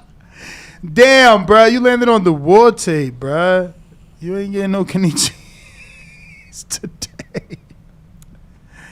JP from Vegas. Yo, JP, why you ain't use my handyman? I know you're regretting it right now. I guarantee you. My dude was official. We got... Shout out. Who was it? Danny, they got that dude? I forgot who recommended. Oh, that was Caesar. Who we got, Bo? JT. New Old Lanes. Yeah, what up? What's up, y'all? Can y'all hear me? Yes, sir. I had a question for Danny, but I'm gonna get back on that. But I think that was Jonathan Sims just called in. What's up, Jonathan? That's crazy for him to sit there and talk about Shakur like that. Because me personally, I just feel Shakur, how he moves in the ring, he don't observe a lot of energy. He don't waste a lot of energy. and that's just tough there right there because he a master his distance, and I don't see him losing no time soon. I mean, Devin Haney burns more energy. I just see Shakur beating Devin Haney just based off of both of their styles. Now Tank might give him a harder fight, but I still think I got Shakur beating all those guys and stuff. So I mean, I'm not gonna talk about that beef, that Twitter beef on that, because that's just promoting each fighter. Arrow spins, your boy Devin Haney went back and forth with him. Well, this is my question to Danny. You said something about you blame the dads for the concussions, like in football. That's not what boxing, I said. Like, that's you not, reiterate on that? That's not. Yeah. What I said was that I had a conversation with someone who told me that they stopped watching combat and physical sports, football because of CT, and just combat sports because of all the injuries and stuff like that. And he was saying that it was too violent, and I'm saying I don't think it's too violent. Right. I think that in a lot of cases we have people that aren't properly qualified to coach or to train in those positions, and they teaching kids the wrong thing, and they don't learn the right way to tackle in football, or the right way to box a punch, things like that. So I was just saying in that conversation, a lot of the times I don't think it's as much the sport as it is the lack of proper training. But you got to remember, like, and let me finish this, the answer. You got to remember, every situation is different. Because, like, when we was growing up, you get a lot of dads coming out there. You don't got a lot of coaches that's going to just get not paid nothing and come to a park and tell them I want to train kids. It's all about money and situations. So if you're referring to them dads, I think them dads make the sports. You got your good and you got your bad with it. We could see it in boxing. I see it in football all the time. But it's just how you said it on the show. Like, it's like the dad. It's the dad. It's probably not the proper training. Yes, every dad don't know the proper training when it comes down to sports, football, boxing, or whatever it is. But I wouldn't blame the dads. I wouldn't blame that just off the concussions. No. The concussions going to happen regardless, even with proper training or et cetera. You're going to get hurt regardless. Dads are all trainers.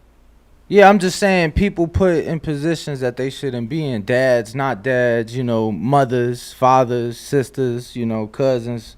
To me, it's just sometimes, people take their children. The thing about that, though, Danny, if you wait around for somebody to come talk about properly training your son, and the best thing for you to do, I don't know everything, I'm going to go out there and get it, and I'm going to figure it out, and I'm going to try to train my kids the best ways. Now, some people pay for the higher training, but I don't depend on and put my faith in people like that. No, you know what I'm saying? No, and everybody's situation is different. It is. I'm just saying, like, if somebody's gonna and I'm not saying you taking your son to the backyard, right? That's different. I'm talking about people that put the hat on, put the polo on, call themselves the coach and the trainer. And I understand we may not have as many people in those positions, right? So sometimes people that may not be as qualified have to step up, right? That's where you either say, I'm not qualified to have these people's lives, on my hands, or you educate yourself. Right, like right, like Floyd. Go out there and learn, because you might not know everything, and if you got somebody out there that can teach you, you can't go out there and be that dad like you know everything, because you play football and stuff. So I mean, that's when it comes down to being humble. And the last thing I wanted to say is, I listened to the interview. It sounds like I got a lot of respect for that kid and his dad. A lot of people might disagree. I kind of see like a Sean Porter and Kenny Porter type of thing. I'm rooting for the kid. The dad is the mouthpiece. The kid is the fighter, and that's just how it's going to be in this situation. Look like the dad going to promote his son and doing real good with his son, handling his business. So I'm supporting that fighter and his dad. That's all I got, y'all. Appreciate the call, champ. Anybody up next? We got Vega, if I'm not mistaken. What's up? This is O from Cali. O from Cali. What up? Yeah, I just want to comment on Shakur, Stevenson, Devin Haney. A lot of people calling them boring. I actually find that style quite interesting. I mean, I don't want the whole every boxing fight to be like that, but they bring the skill level to the boxing, a unique perspective. Like, try to beat my style. Like, do you have the key to beat me? They're like master locks. And if, like the Devin Haney Kambosos fight, I didn't mind Devin Haney just beating him with a jab.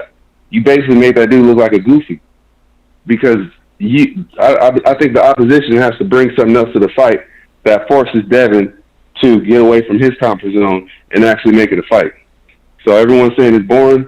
I don't find it boring. And on top of that, the Shakur Stevenson, Devin Haney beef, I think that came about because Shakur wanted to be undisputed at 130.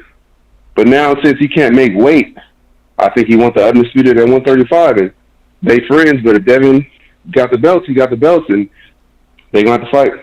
But that's all I had. All right, champ. Appreciate the call. Anything else? Like I said before, not a fight I think that happens anytime soon. We got 925. Let me see who it is. 925. Y'all, I just want to send all my love to the the people in Florida right now. I know y'all prepping for that hurricane, man. We send our love and best wishes to everybody out there. Y'all stay safe. Yo, my man. girl was showing me the house, like, oh my God, it's gonna be. I'm like, are you looking at the lights on the floor? Still there? Kind of storm. Don't move your fucking lights. Yeah, no. I know what you're talking about. I seen former co-worker of mine. He's in Tampa, and he like boarded up all the windows. He was showing like the neighbor's house, and their house is all boarded up. Bruh, I mean, just Google, bruh. Like Florida, every year they say they got 8 hurricanes. How bad do they really be? I mean, I say like once a decade you have one where you. Oh, where it's done real damage? Yeah. I mean, where you hear of like. I don't know. I'm gonna be real. Shit. My brother been out there over 13 years. 3 houses already. 2 of them he built, and nada. No, never had to do an insurance claim. No flooding, nothing. So I'm not saying it's not. I'm just saying that's good. He been out there a minute. Some people not gonna take that chance. Shit. He showed a picture of his neighbors. They was fucking moving. They had 2 U-Haul trucks in front of the house. Jesus. These are those people. I mean, but those are the same people that were wearing double masks. You know what I'm saying? It's like some people just like want to be extra careful. Word. But anyway, anybody slid in, Bo? We got Al from the Bay. In the Bay.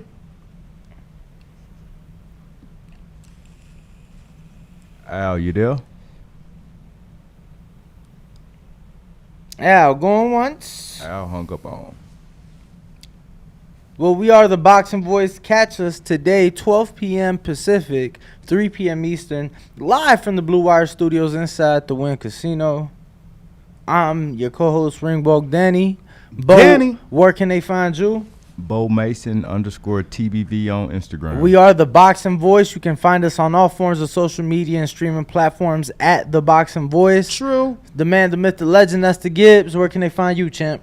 Right here, doing my damn thing every damn day, twice a damn day. But we got to give you the results to the poll. Right now, 61% believe that Devin Haney did want to spar Keyshawn and did not kick him out the gym.